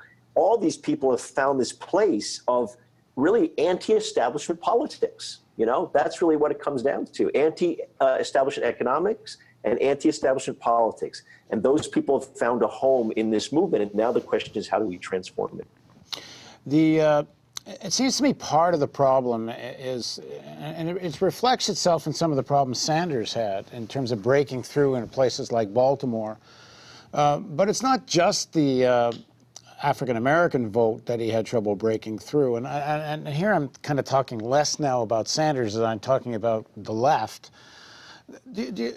Sanders, more than anybody, frankly, has been able to break through into sections of the white working class the left hasn't talked to a large extent for a long time. So that's sort of new, but in terms of carrying things forward, do you not think there's this sort of disconnect that the movement talks a lot to the movement? Yeah. You know, there's a lot of people talking to each other that agree with each other. But in terms of getting out and making contact with a mass base, in our case, like the Real News, or the issue for us is a mass audience, and really getting, you know, down into where working people are, and not just fighting within that same, you know, as Obama once called it, 40-yard lines. Well, I would say a couple of things. I think you're right, the quote-unquote left, and I want to say the institutional progressive movement, meaning the organizations that were funded by foundations and the people that found themselves in Washington, and frankly, most of them were useless, and they haven't done anything productive in the last 10 or 15 years, and I would defund all of them, but that's a whole other topic. But here's what I would say. Traveling around the country, and I've done this now for 6 months on behalf of Bernie to a whole lot of states, what's exciting to me is the number of people who have gotten engaged, who, and a lot of them are younger people, who think about what we define as progressive politics, free tuition, healthcare for all, and you go down the list, but they don't necessarily think of themselves as what we would define as leftists or left. They are against the establishment. They found this meaning, and I don't think they put a label on it. They certainly are not alienated or afraid of the term democratic socialism. But there's this whole group of people now who we now have, which I think is actually potentially going to refresh this movement, sort of sweep out the old people. I don't mean necessarily just by age, but by experience, who've been around a long time, who basically have sat on their asses for a long time. And now we have a new group of people. And there'll be tension, by the way, about this. You know, there's going to be young people that want to come in and take leadership. There's young people that want to actually grab on, run for office. And, you know, there might be some progressives who've been around for a while that, you know, may not like that. So there's going to be some internal conflict. I don't want to make this sound like all roses and champagne. It's going to be tough, but the exciting to me thing is that there's this potential there to do that. Right. Well, as far as young people running for office, one of them's in the studio with me right now. So stay on, Jonathan. I'm going to add a young person running for office to this conversation. Joshua Harris, he's running for the Green Party for mayor. Thanks for joining us. Thank you for having me. And I don't have it in my notes. What do you do when you're not running for mayor? So I actually work for an international nonprofit that provides mentorship and scholarship opportunities to young African-American boys and men. Alpha Phi fraternity, we're a community service fraternity. Our international headquarters is actually here in Baltimore. Okay, so you've heard this conversation, and you're in a kind of interesting situation running for mayor in Baltimore.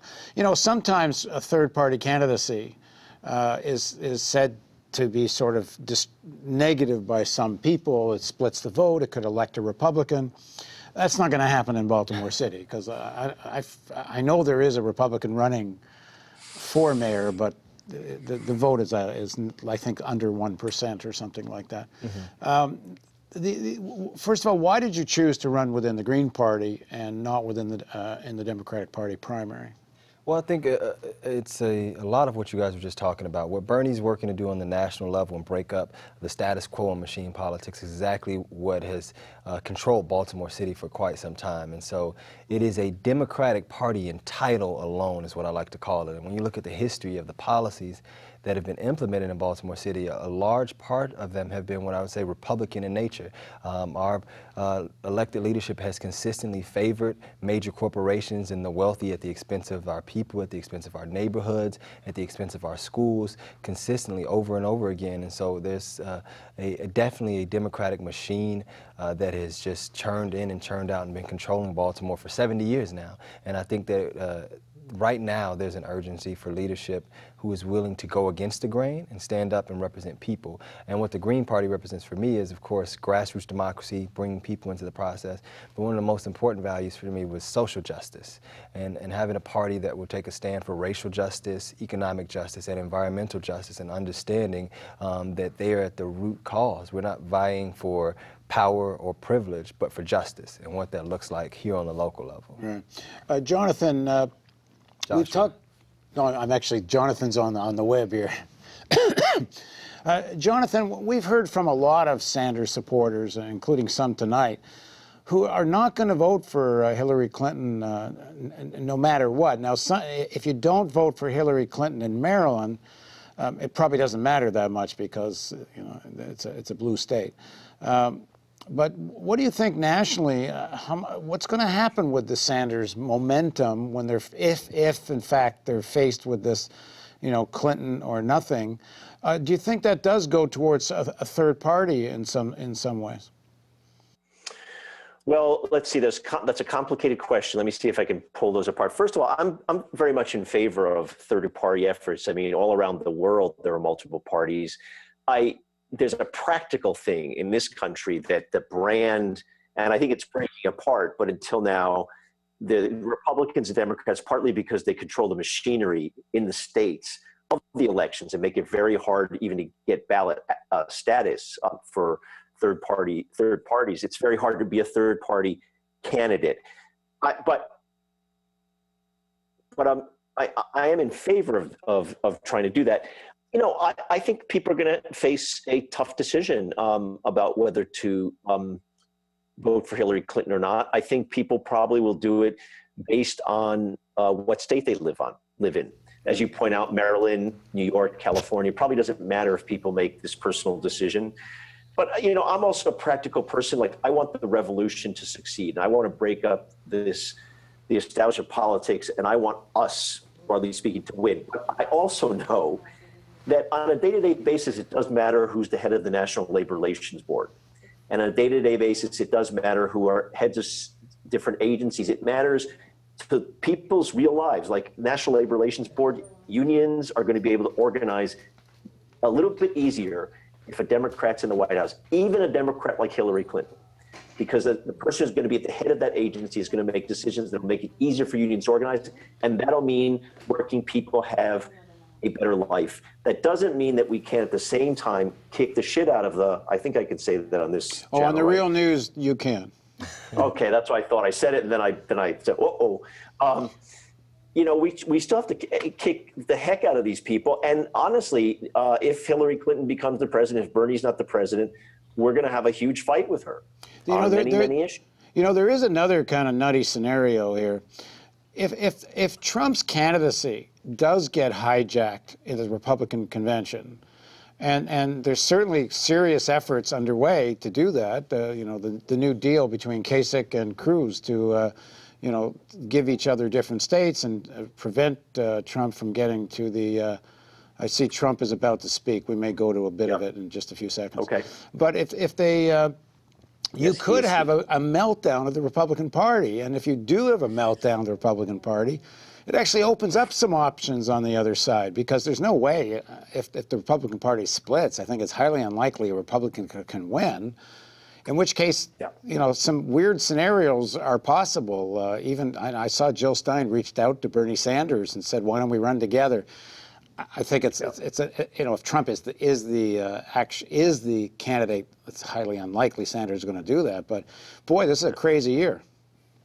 Very crazy. I think the chances of Bernie running as independent are somewhere between 0 and minus 100. Just ain't going to happen for lots of reasons that we can talk about. But I do think that to the broader point, things are fracturing all over in the political system. And had Bernie remember, we forget, he almost, and still may, I'm still optimistic, he could take down the biggest political machine in living memory, a machine that has been running for president for 15 years, ever since 2000, since they left the White House. And Bernie has essentially been running a campaign in less than a year, a presidential campaign. And to me, that reflects an incredible accomplishment that we can't forget in the wake of what might happen if he doesn't get the nomination. We have to look back and see, man, look how we mobilized people. Look how many people came out. Look how many people donated. Let's build on that, not be depressed by it, but be, to me, enthusiastic about it. Jonathan, can you stay with us for a few minutes? Yeah, sure. Okay, to be fair and balanced in the spirit of Fox News, because they're always so fair and balanced, we're going to show a little bit of Donald Trump's speech, and then we're going to come back and talk some more. So let's go to some of Trump. And it's going to be something really, really special. So I want to thank the media. The media has really covered me very fair for the last 2 hours.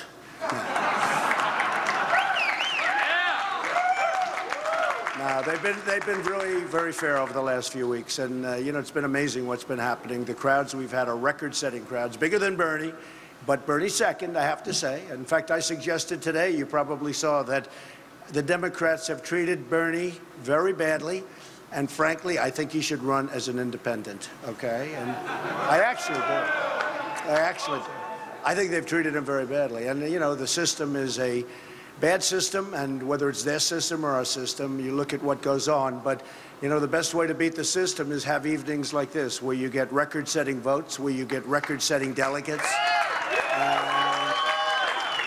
I use the analogy of the boxer. You know, when the boxer knocks out the other boxer, you don't have to wait around for a decision. So that's what it is, and that's what happened tonight. That's what happened last week in New York, and that's really what's been happening throughout. We have millions more votes, millions more than Cruz.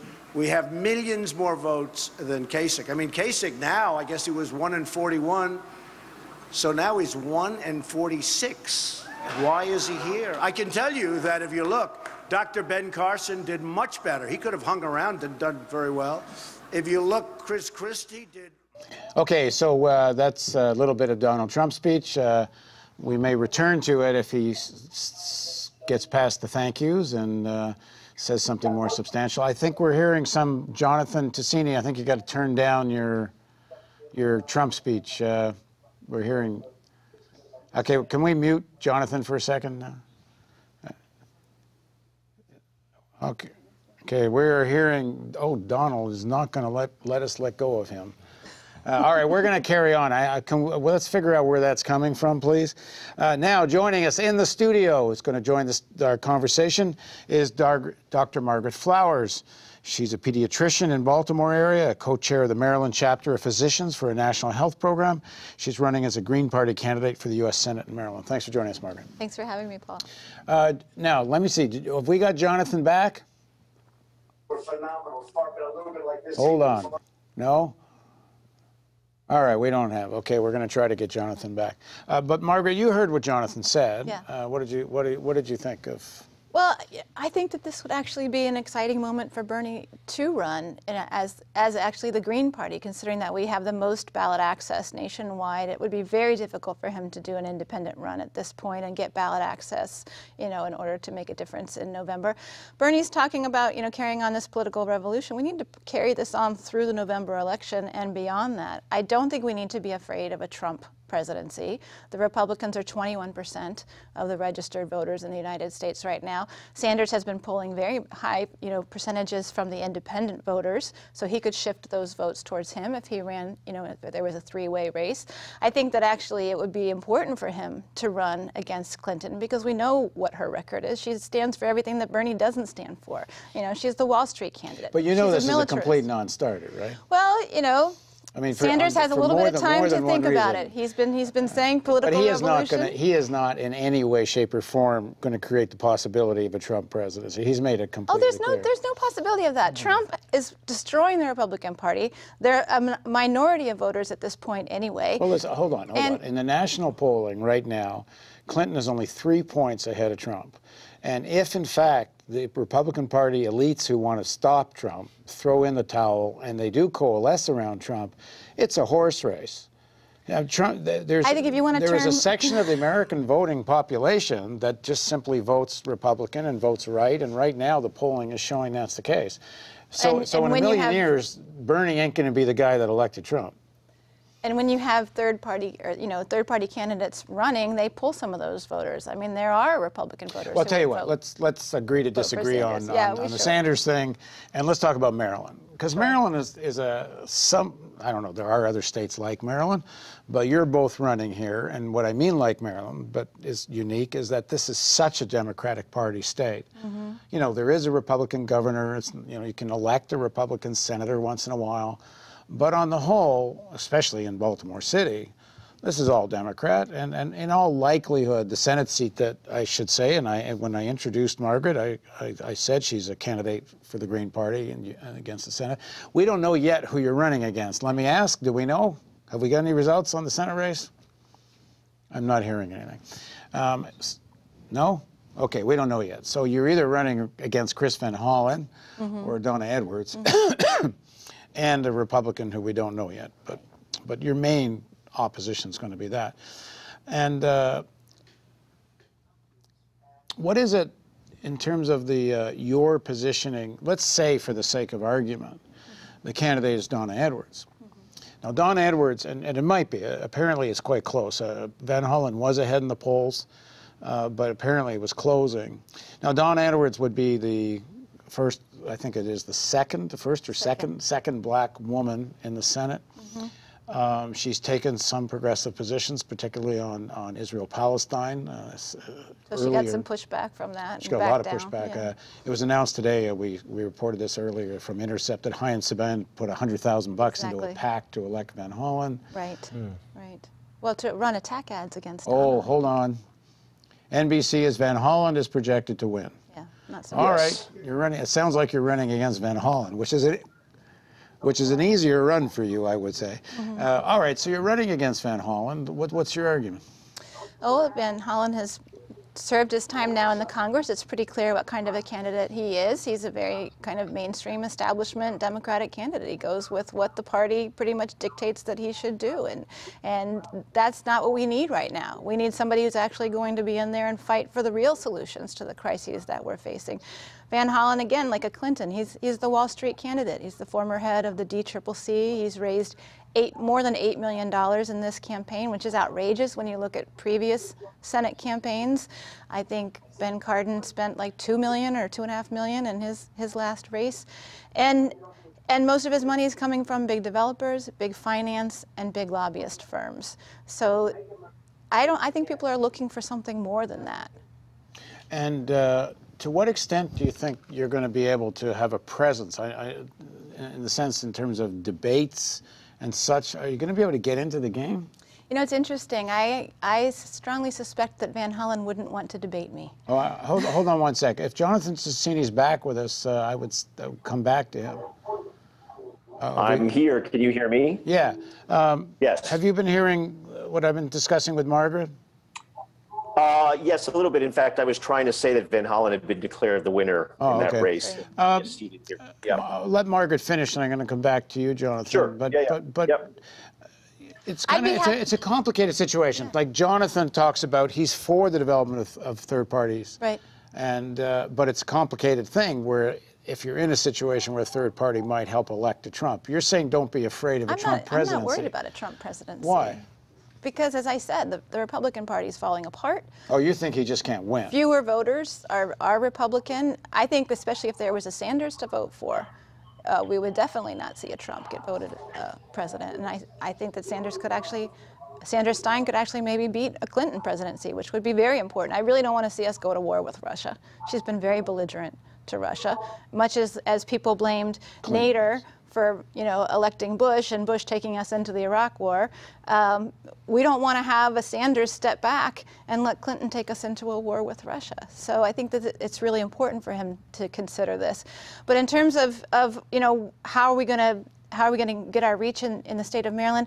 We're not a big money party. We don't take corporate or PAC money. We're a grassroots party, and that's where our strength is. We come out of the movement. We come out of the grassroots movement. We represent the people, and that's where we're going to get our word out. Jonathan, what do you make of this sort of debate that's going on in various circles of whether to try to build the Green Party or something else? But I think the Green Party is the most advanced in this, as a third party, or as Bernie chose, fight it out within the Democratic Party at this moment?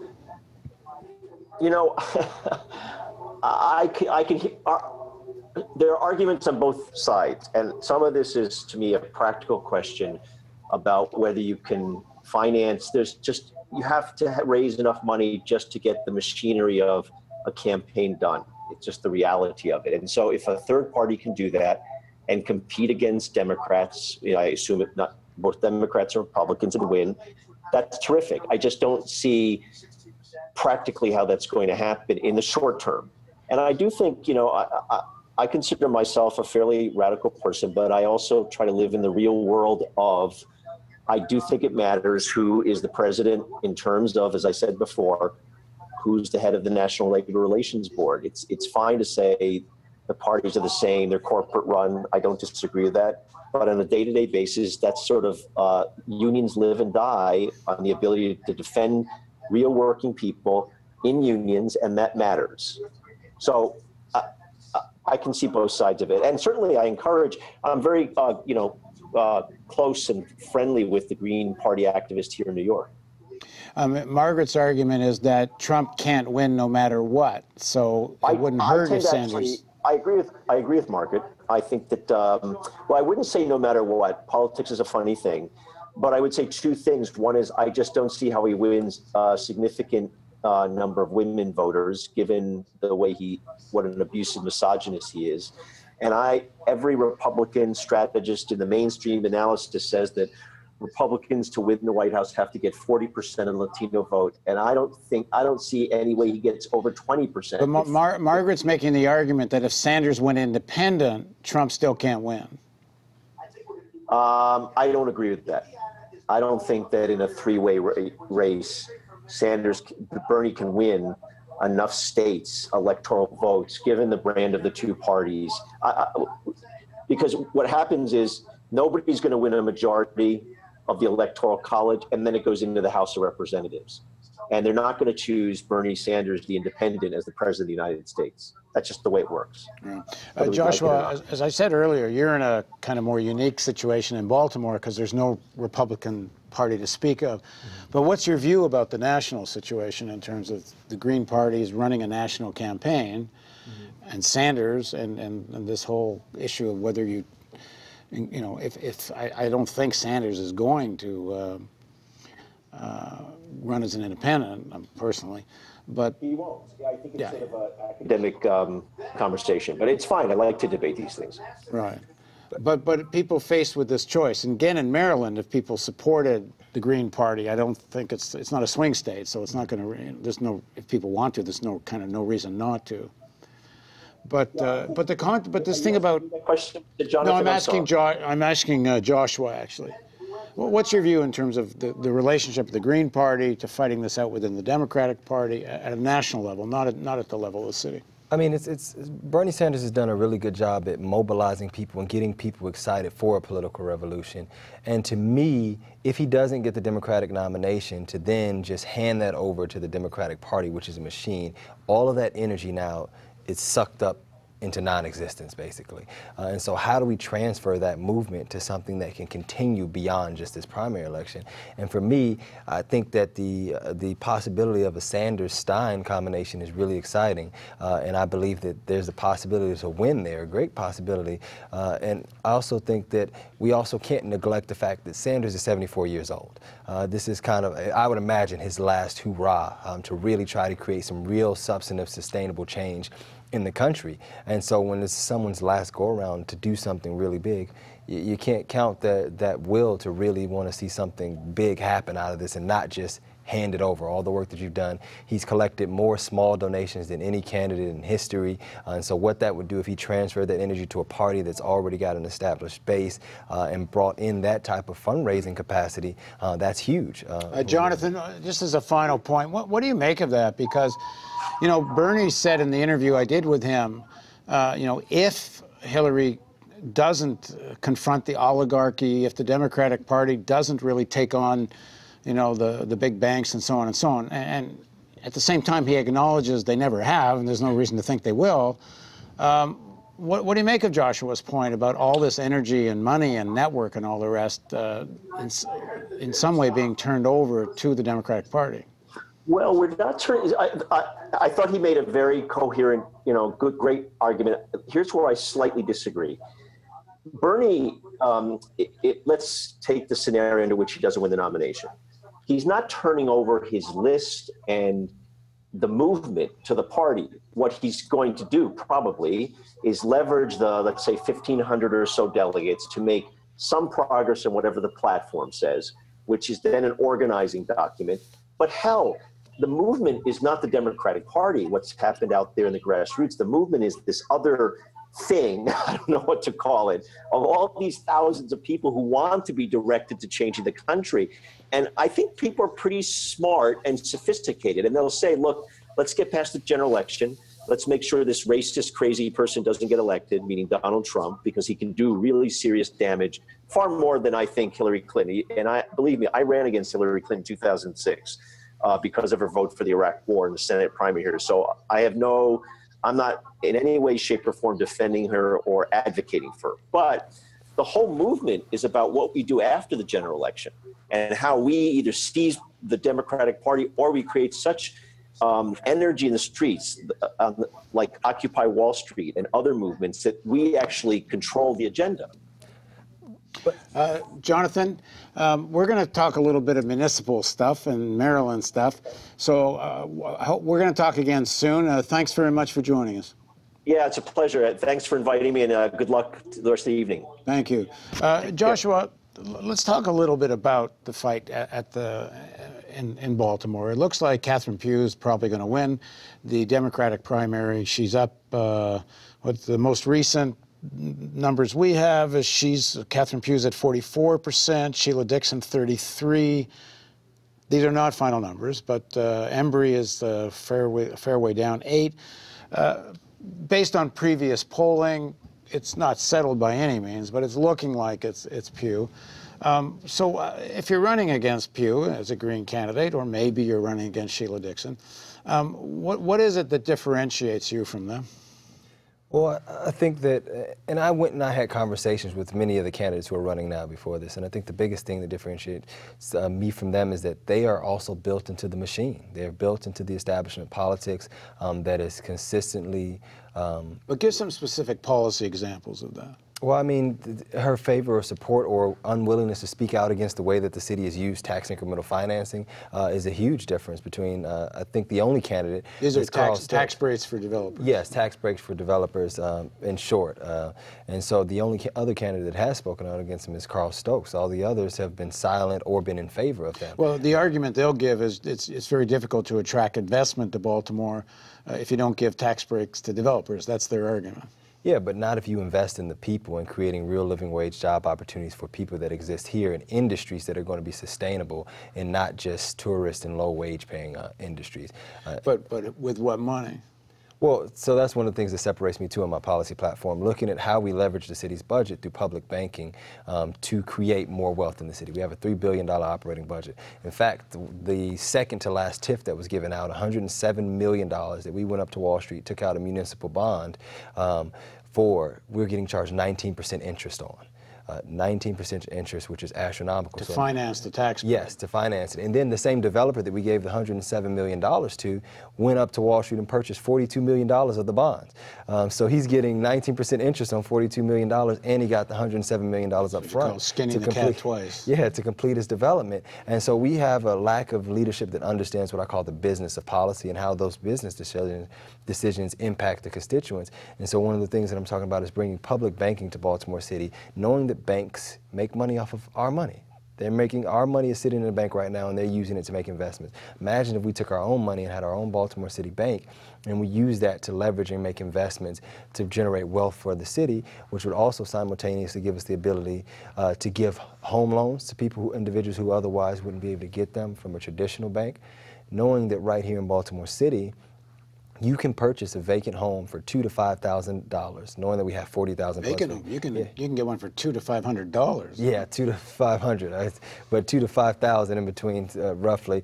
And you can rehab that house for anywhere between $50,000 and $70,000 and have a $150,000 home. But most traditional banks will not give you a loan for $50,000 to $70,000. But if we had our own Baltimore City Bank, because we're not strictly in it for profit, we're able to give out loans of that size, that small, and even in fact at a lower interest rate because we're not strictly driven by the profit. And so there's all sorts of ways we can leverage and creatively use the resources that we have here to create opportunities. Also knowing that there's been a huge lack of fiscal responsibility in the city where we've had millions of dollars consistently disappear in Baltimore City, and our elected officials up till now have said nothing about it. We had $60 million to disappear from our Department of Education. We had $6 million just in 2013 to disappear from our health department that was supposed to go to HIV and AIDS patients, and most recently we had another $6 million disappear from our Department of Housing. And those were federal dollars that were given to us by HUD. Disappeared? What does that mean, disappeared? Well, we don't know how it was used or where the money is. In fact, Mr. Graziano, these departments don't get audited, is that right? No, our our municipal departments have not been audited in more than 4 decades. Okay, can you both stick around for a while? Oh, yeah. We have a couple of guests standing by, and I'd like to come back and continue the conversation. Absolutely. Okay, great. Okay, so then we are going to go to 2 guests that are standing by. First of all, joining us from Concord, New Hampshire, is Paul Hodes. Is he there? Paul. There he is. Paul is a former U.S. Congressman from New Hampshire. He's a talk show host at WKXL, and he's also works in music and film and all kinds of things. Thanks for joining us, Paul. I always have to say he's also one of the congressmen that voted against TARP, which was pretty interesting, the bailout for big banks. But he is also a supporter of Hillary Clinton. Now, also joining us is James Henry. James is a leading economist, an attorney, investigative journalist. He's joining us from Sag Harbor, New York, but in fact he's not. He's actually joining us from Florida. Is that right? James, That's right. You're in Florida. Good to be with you. Okay. Thank you both. James, you've been talking about Senator Clinton's track record, and that her track record does not inspire in you confidence that she is, as she declares herself to be, a progressive.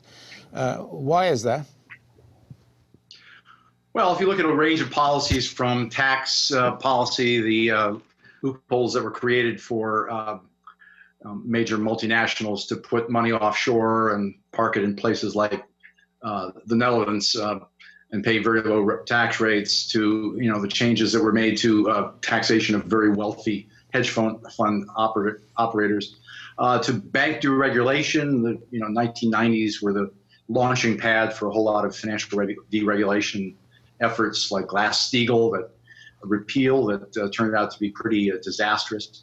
To efforts like NAFTA and the trade deals, where we basically sacrificed an opportunity, I think, to have insisted on stronger rights for trade unions around the world, places like Malaysia, where we basically caved into electronics companies under the leadership of the Clinton, the past Clinton experience, and also on climate change, and basically the fact that the Clinton administration did very little on a bunch of fronts.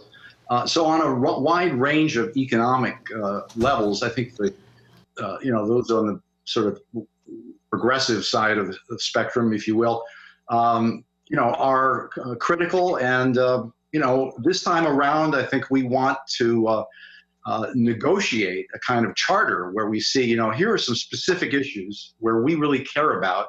We want to make sure, if you're going to give us, get us to the polls in November, people who have been supporting Sanders are going to say, here are a bunch of things that we really want to see you make commitments on. So, Paul, what do you make of that? Are you there? I'm here. Yeah. No, Paul, I'm asking you to respond. Paul, by the way, you're cutting in and out, so I can't always hear what you're saying. Were you able? Were you able to hear James properly? I was. I heard James, and I'm happy to respond. I think I hear what James says, and I'm been most interested in number one, that Secretary Clinton has put out quite a detailed outline, certainly, of what she proposes as an economic plan. She wants to boost economic growth. She wants to give tax cuts to the middle class and small businesses. She has comprehensive plan for education, including college affordability, early childhood education. She is really looking to create a fair growth. She favors a $15 an hour minimum wage. She wants to support long-term growth by changing the structure on capital gains to promote long-term investments. Under her tax proposals, the wealthy... Give you a chance to say all of that, but you're kind of not responding to James's critique. He's saying Secretary Clinton's track record, and he raised various points about it. I know, people raise various points about President Clinton, when Hillary Clinton was First Lady. I think it's important, not what the labels are or where she was, but where she is and what she says. So I understand that James and other Bernie supporters are disquieted, but if I look at what she's proposing now, I think the proposals are quite progressive, quite smart, and if she is able to implement the plan she proposes, would do a lot to help the economy of the country. James, James, what do you make of that? You're seem to a large extent to be critiquing Bill Clinton, not Hillary Clinton, and how much of that can you put on Hillary? Well, I think the point is that a lot of the problems that we're most centrally concerned about, and that certainly the Sanders constituents are upset about, have to do with things like rising inequality. We're at all-time records, 23% child poverty, the extraordinary number of people in jail. Fundamentally at the core of all this has been a set of relationships that developed in both parties really over the last 30 years with major Wall Street institutions, which led to an awful lot of changes in policy, not only financial deregulation, but also tax policy that, have been really fundamentally unsound. And so there's a legitimate question, I think, here on the table. We may not all agree that we need to break up the banks or at least there's a strong camp that says we can deregulate, we can re-regulate, and we can make the markets that they face more competitive, and we can put constraints on how bankers' bonuses are administered and taxed, and really change the core problem that this economy has had. One of the most serious ones has been financial institutions having their way with Washington. So that's a central concern. I think, this is a sort of a joyless election so far, frankly. I mean, for a lot of people outside of the most enthusiastic supporters for Bernie, I see prior to tonight, there was only a 12% turnout of registered Democrats in the primaries across the country. And if we have any chance of winning this, carrying the country in November, we've got to do better than that. So, I think there's a large group of especially young people who want to hear what are we going to do about college debt, a lot of which is owed to major financial institutions. A lot of kids want to know what the future is for things like carbon taxes. That's another big issue with that. And also for the fundamental question of how you get Wall Street under control. Right, James, let's do this. Talk about this. Get Wall Street under control. I'm sorry, James. I mean Paul. Let's compare the Sanders and the Clinton approach to getting Wall Street under control. What exactly is it Secretary Clinton will do? Well, look, like it or not, we all agree about income inequality. We're not disagreeing about the challenges that face us.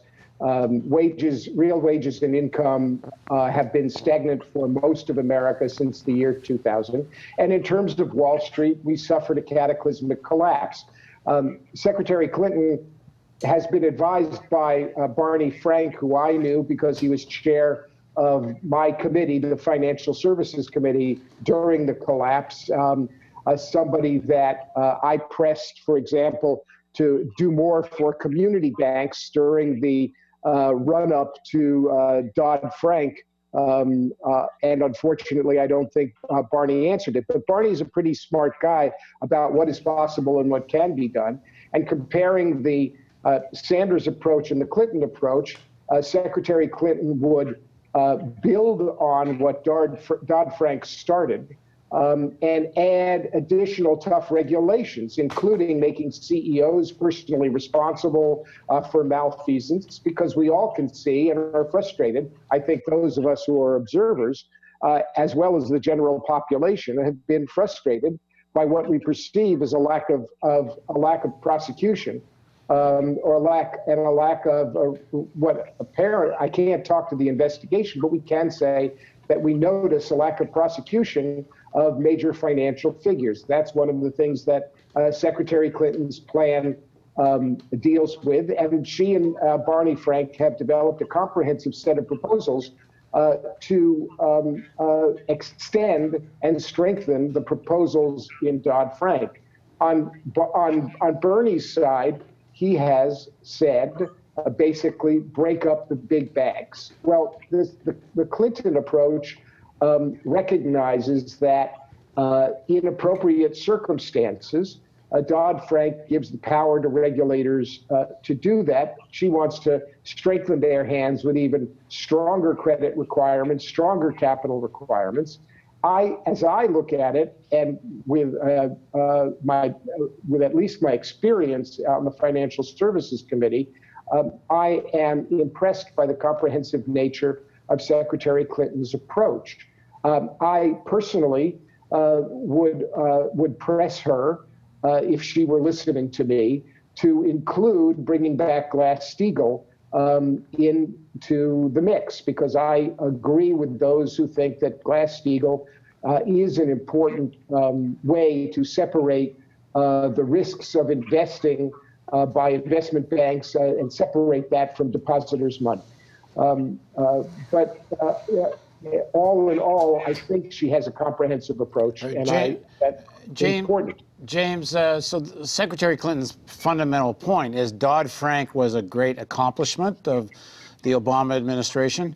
It does provide enough tools to deal with the too big to fail, too big to jail, and that I think she wants to extend it mostly by, she says, including shadow banking, insurance companies, and some things like that.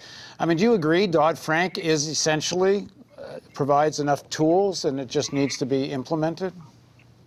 Well, we've had Dodd-Frank around for 6 years. They've only implemented, I think, or spelled out regulations on 14 of the 80 top recommendations. It's basically has barely been implemented yet. And the problem is that this kind of regulation is not self-enforcing.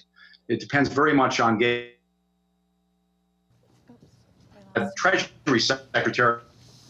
Okay, hang on. We got a little problem, James. Hang on. Treasury Secretary. James, we lost you for your last 3.5 sentences. Just say that again. I was saying that Dodd-Frank is not self-administered. Only 14 of the 80 provisions in Dodd-Frank under this Obama administration have actually been implemented. We've had a Treasury Secretary, just like predecessors, who were from Wall Street. And so one thing I'd love to hear from the Clinton camp is, who are they going to put in? Are they going to have another Wall Street Treasury Secretary? And by the way, who's going to be the Assistant Secretary for International Tax in the Treasury Department? There's the guy that's in charge of making sure that U.S. multinationals are not inverting, that we don't have all these Panama paper type scandals with people running off, putting money abroad, and that we actually have some enforcement, because the top 22 banks in the world since 2000 have paid a total of $280 billion in fines. But nobody's going to jail. No bank has lost its license. And in a sense, these institutions have just become too big to fail and too big to jail as well. So, I'd like to hear the Clinton proposals for actually toughening the regulation of the banking industry and putting some people in the U.S. Treasury and the IRS, who are not corporate tax lawyers or former head of private banking at Citibank, as Jake Lew is. Paul, I'm going to give you a last word, but here's the question, following up on what James said. Secretary Clinton wouldn't take the challenge that Senator Sanders threw at her to say she would never appoint Wall Street.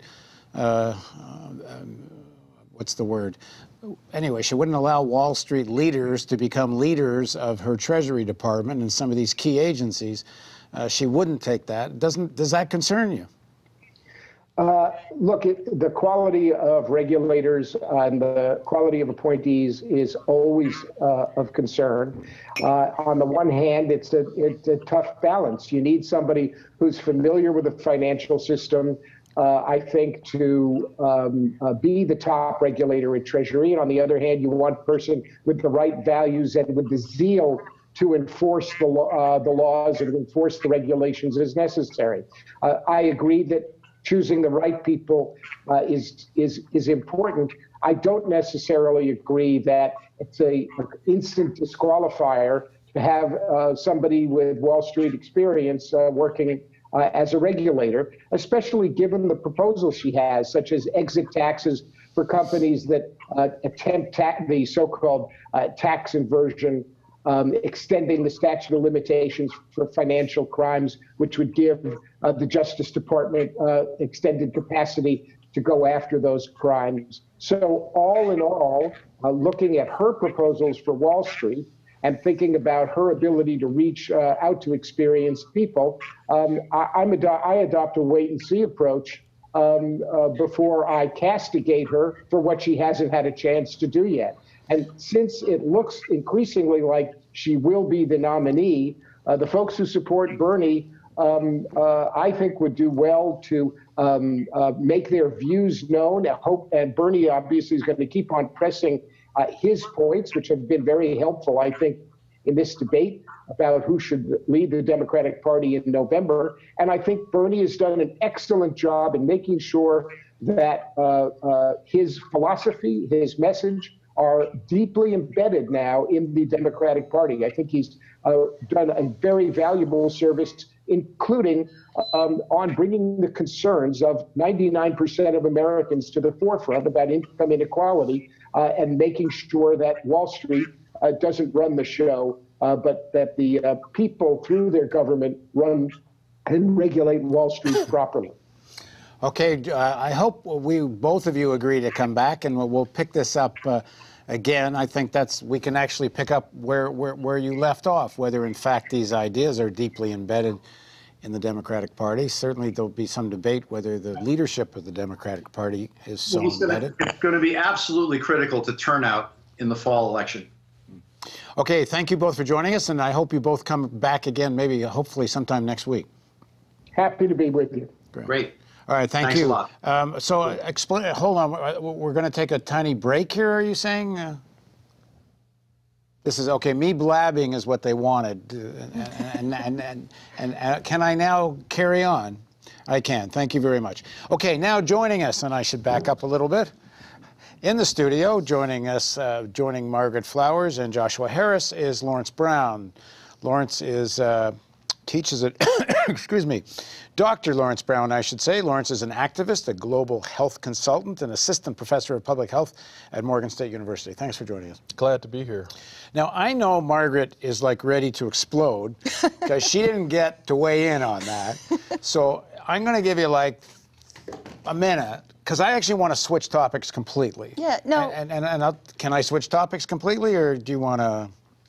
Okay, then you can I'm switch. going to switch. Okay, then I'm switching topics. There's a lot I'd like to say. So we will go well, on. There'll be many occasions. You know, now that we're into knowing who's running against who, more or less, although we still don't know the results of that Edwards-Van Hollen. Oh no, I'm sorry. They've called it for Van Hollen. Yeah. Yeah, I'm sorry.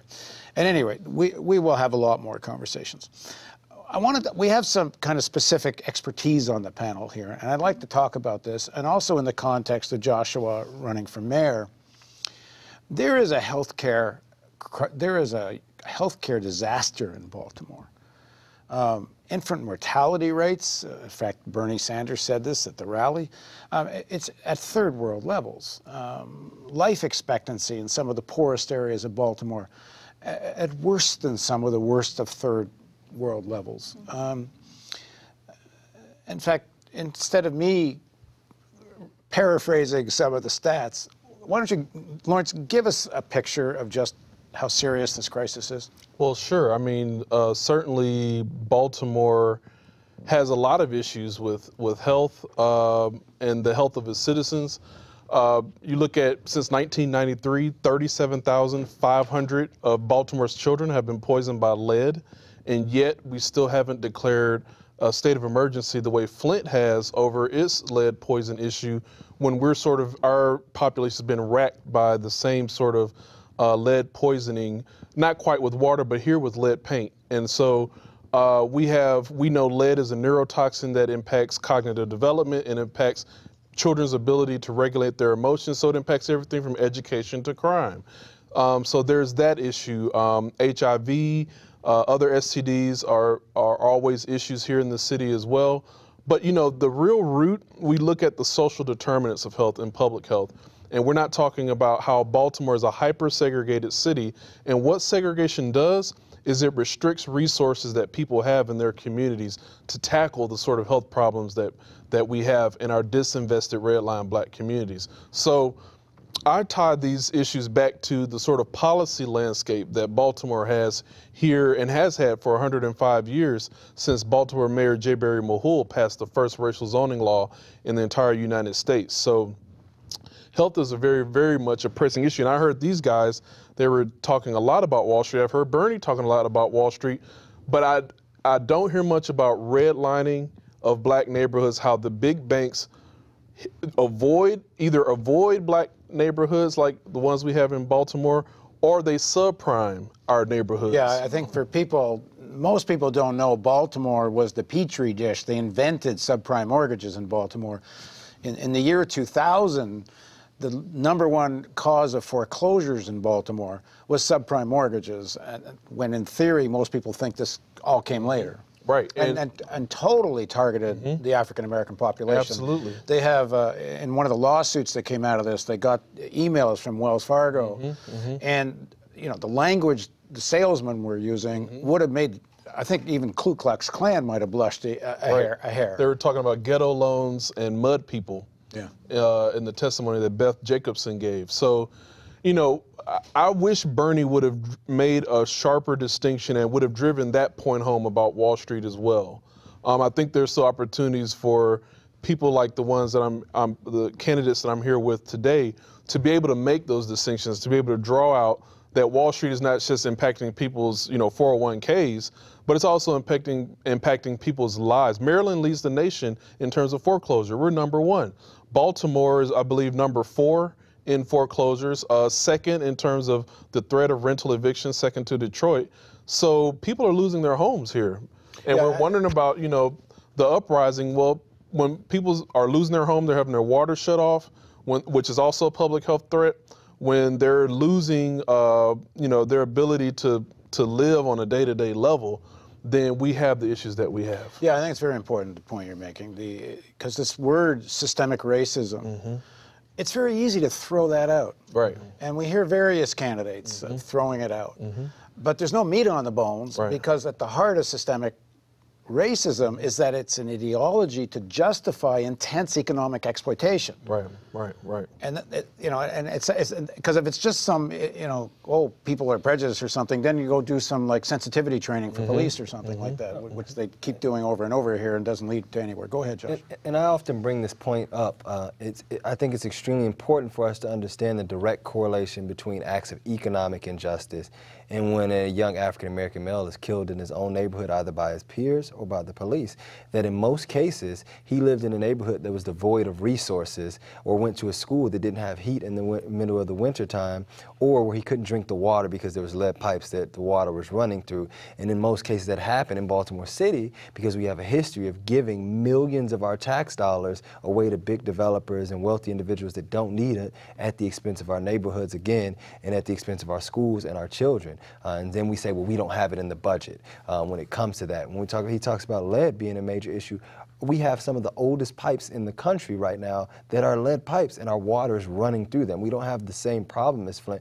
We have the lead paint and we have lead pipes that our water is running through right now. Miles and miles of infrastructure that needs to be replaced, and no one else is talking about. And children growing up with lead poisoning. Yes. I mean, Margaret, I've always thought this is, we talk about how drugs and the war on drugs and how destructive it's been, and lots of people acknowledge that it really should be treated as a health care issue. But the murder rate here, it's never talked about as a health care problem. Because, first of all, even if it is associated with drugs, I mean, to a large extent, it's addiction as a healthcare problem leading to violence. It means it's still a healthcare problem. Domestic violence and just going crazy, living in, the kind of housing and lack of education. I mean, but you know, the murder rate gets talked about like it's just from the TV show The Wire, and that's the end of the story. Right. No, absolutely. It's a health problem. And again, it's tied into the social determinants of why do we have the violence in the communities that we have. And one thing I wanted to bring up was the failed drug war. You know, why haven't we legalized marijuana? Why are we putting so many of these young men and women into jail for nonviolent crimes and then really destroying their chances of having a future when they come out? You know, can they get a job? Can they get back into the economy? And looking at, you know, our treatment of heroin addiction, and there are lots of examples now around the world of solutions that actually work. But again, it's where do we invest our money? And to me, it's driving me crazy to look at this process that's going on in the city right now behind closed doors, very secretive, to give, you know, $500 million to Kevin Plank to build a new area when we have communities. Okay, hang on. Most people, a lot of people watching have no idea what you're talking about. Kevin Plank is the CEO of Under Armour, which is that clothing line that's doing very well, and he's got this big development plan for Southwest or Port Covington. Yeah, Port Covington. Southwest Baltimore. He's going to build a new South Baltimore, a new downtown. Which is condos and all kinds of things, and there's going to be a big tax break to help subsidize the whole thing. Go on.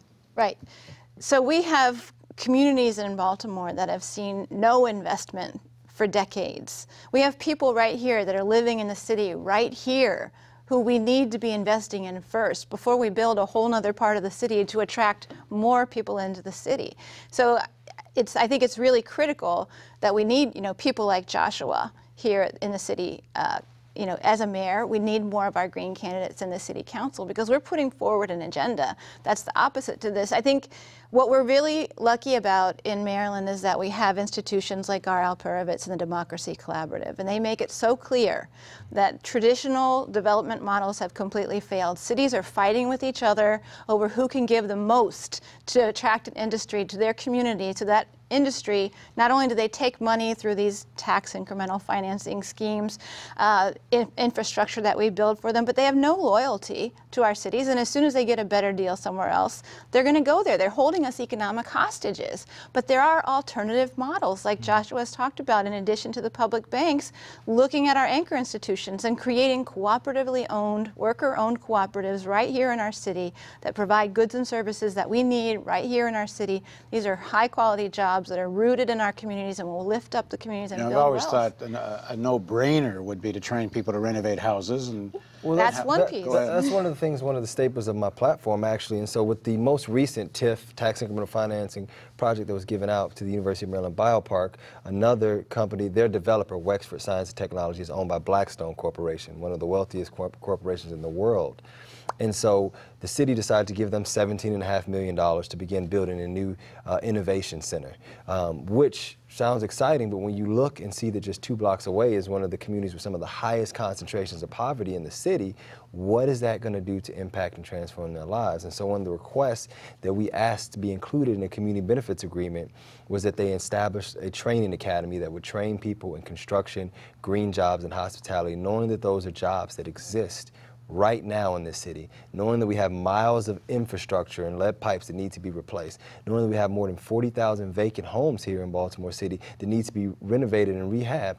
Imagine if we made the investment in training our people here so that we transform the narrative of cities taking the route of just merely displacing problems and investing in creating solutions to them, understanding that the root cause of many of these problems are poverty. So once we start tackling and addressing raising the median family household income in the city, that's when we'll begin to see some progress and some real steps in the right direction. Lawrence, if you were writing Joshua's healthcare policy, what would it be? Well, I want to step back because I think the economic discussion is so very important.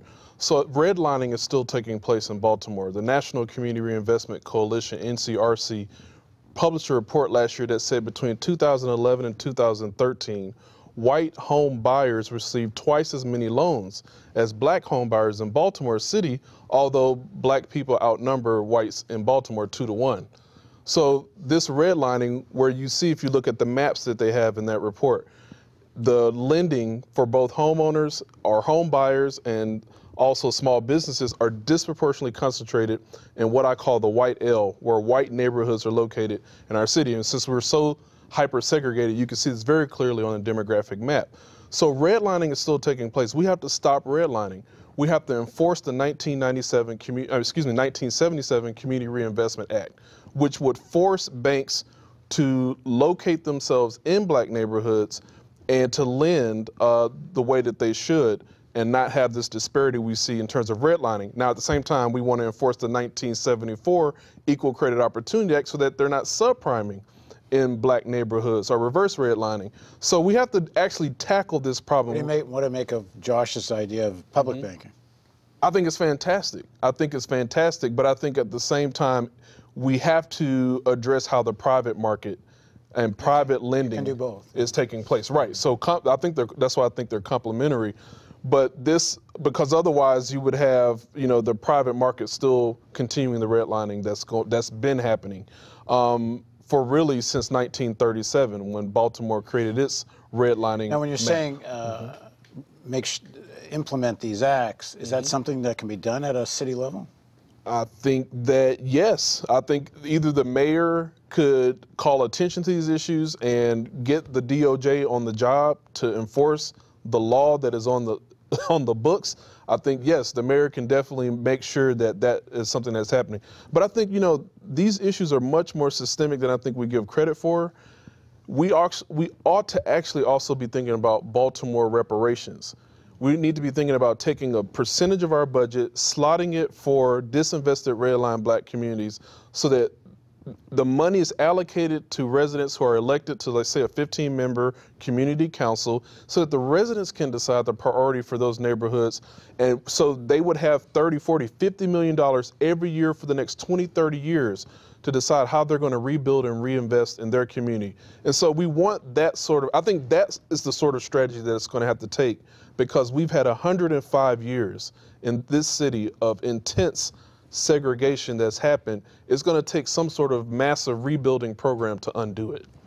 And he brings up a good point, and another part of my platform that I know none of the other candidates are talking about is participatory budgeting and making sure that we're giving the ability to the communities to begin to build their own institutions and shape the narrative of their communities. And that's something that we haven't seen. What happens is that the Anchor Institute model can be a great model if used appropriately. But what we've seen is that Anchor institutions come in and they say, oh, yes, we can help you. And they get tons of federal funding and funding from other places to do things, and then they don't do it. They use it to expand their institution, and the neighborhoods are left behind and forgotten. But if we put the power in the neighborhoods' hands and the community's hands to really begin to build their own institutions, they can build long-term wealth. They know what is best needed in their community. They know how to best police their communities and make sure that the community is involved in the process. And so that's what we really want to look towards. It's about shifting power. I don't want to say power because we're not vying for power or privilege, but more so justice, but giving some sort of justice to the power people. To get justice. Well, yeah, we will have to get some power there, but it's about shifting it back into the hands of the people, and that's something that we haven't seen. And there's so many. 68% of the city is African American that has been forgotten about and neglected for a long time now. Well, Margaret, I'm going to give you the last word, and this is obviously just the beginning of a conversation that we're going to be having almost every day from now until the election. And then once the election is over, we're going to do it every day until maybe you've got some power and some justice. Go ahead, Margaret, last word. Well, so I'm really excited about what's happening now in the uprising in Baltimore and the energy that it's brought to our city. And I think we need to really carry this through into the elections in November. We've had 50 years of Democratic Party rule here now. We're not hearing any new ideas from any of our Democratic candidates across the board. And so it's exciting to have people like Joshua. I'm excited to work with him. We're working together on the platform, the agenda that we want to put forward so that I can support what he wants to do as the next mayor of Baltimore when I'm the next senator of Maryland. So, and some of these things like the healthcare crisis, we're going to have to deal with that, I think, at the national level. I think 80% of Democratic voters, majority of the population supports a national single-payer Medicare for All health program. We need people in Congress that are going to fight to get that, and that's what I'll be doing. Okay, thank you for joining us. Now, I think we're done. Are we done? By the way, okay, we have some election results. What are they? I mean, it sounds like Catherine Pugh is going to be the Democratic nominee. 85% of the votes in, and Pew's leading by, well, is it around 10% or less than that in terms of her lead? Oh, she's only 4% lead, so it's still a horse race. Close. Okay, it's not over yet. Which unfortunately dates this interview, because when you watch, people watch it tomorrow, you probably you're gonna know the results. But so what? Chris Van Hollen is one that's done. He's going to be the state. Nationally, we know Trump cleared the board, won all 5 states, and everything. And Hillary Clinton won everything but Rhode Island. But on the other hand, we know the states. He wants me to rhyme off the states, but it's okay. But essentially, in terms of the proportional division, Secretary Clinton did pretty well tonight. Yes. Okay, Joshua wants the final word, and seeing as he speaks so well, we'll give it to him. I was just going to say that it's extremely important to understand, too, that we want to replicate what Senator Sanders is doing on the national level in this political revolution, and we need it right here in Baltimore. The exact same issues he's addressing nationally impact us so much locally. When you talk about warring with Wall Street and what it's done to Baltimore City, the red line, and these are all issues that come back to economic injustice. And so we're hoping to rally and transfer that energy that we saw and that tension that we saw last spring in the uprising into a political revolution here in Baltimore City, and I'm excited. All right, cool, thanks. Well, are we done? We're done. So this ends our live coverage of the primaries, and especially the focus on the Maryland primary. And we will, if you didn't see all the earlier interviews and coverage, we're going to rerun the whole live cast again sometime in the next few minutes, where it will be on demand. And of course, tomorrow we'll be doing follow-up interviews, and not very long, we're going to have a Real News Town Hall, which takes up exactly the kind of issues that are specifically facing the people of Baltimore, and hope you'll join us for that. So thanks for joining us on the Real News Network.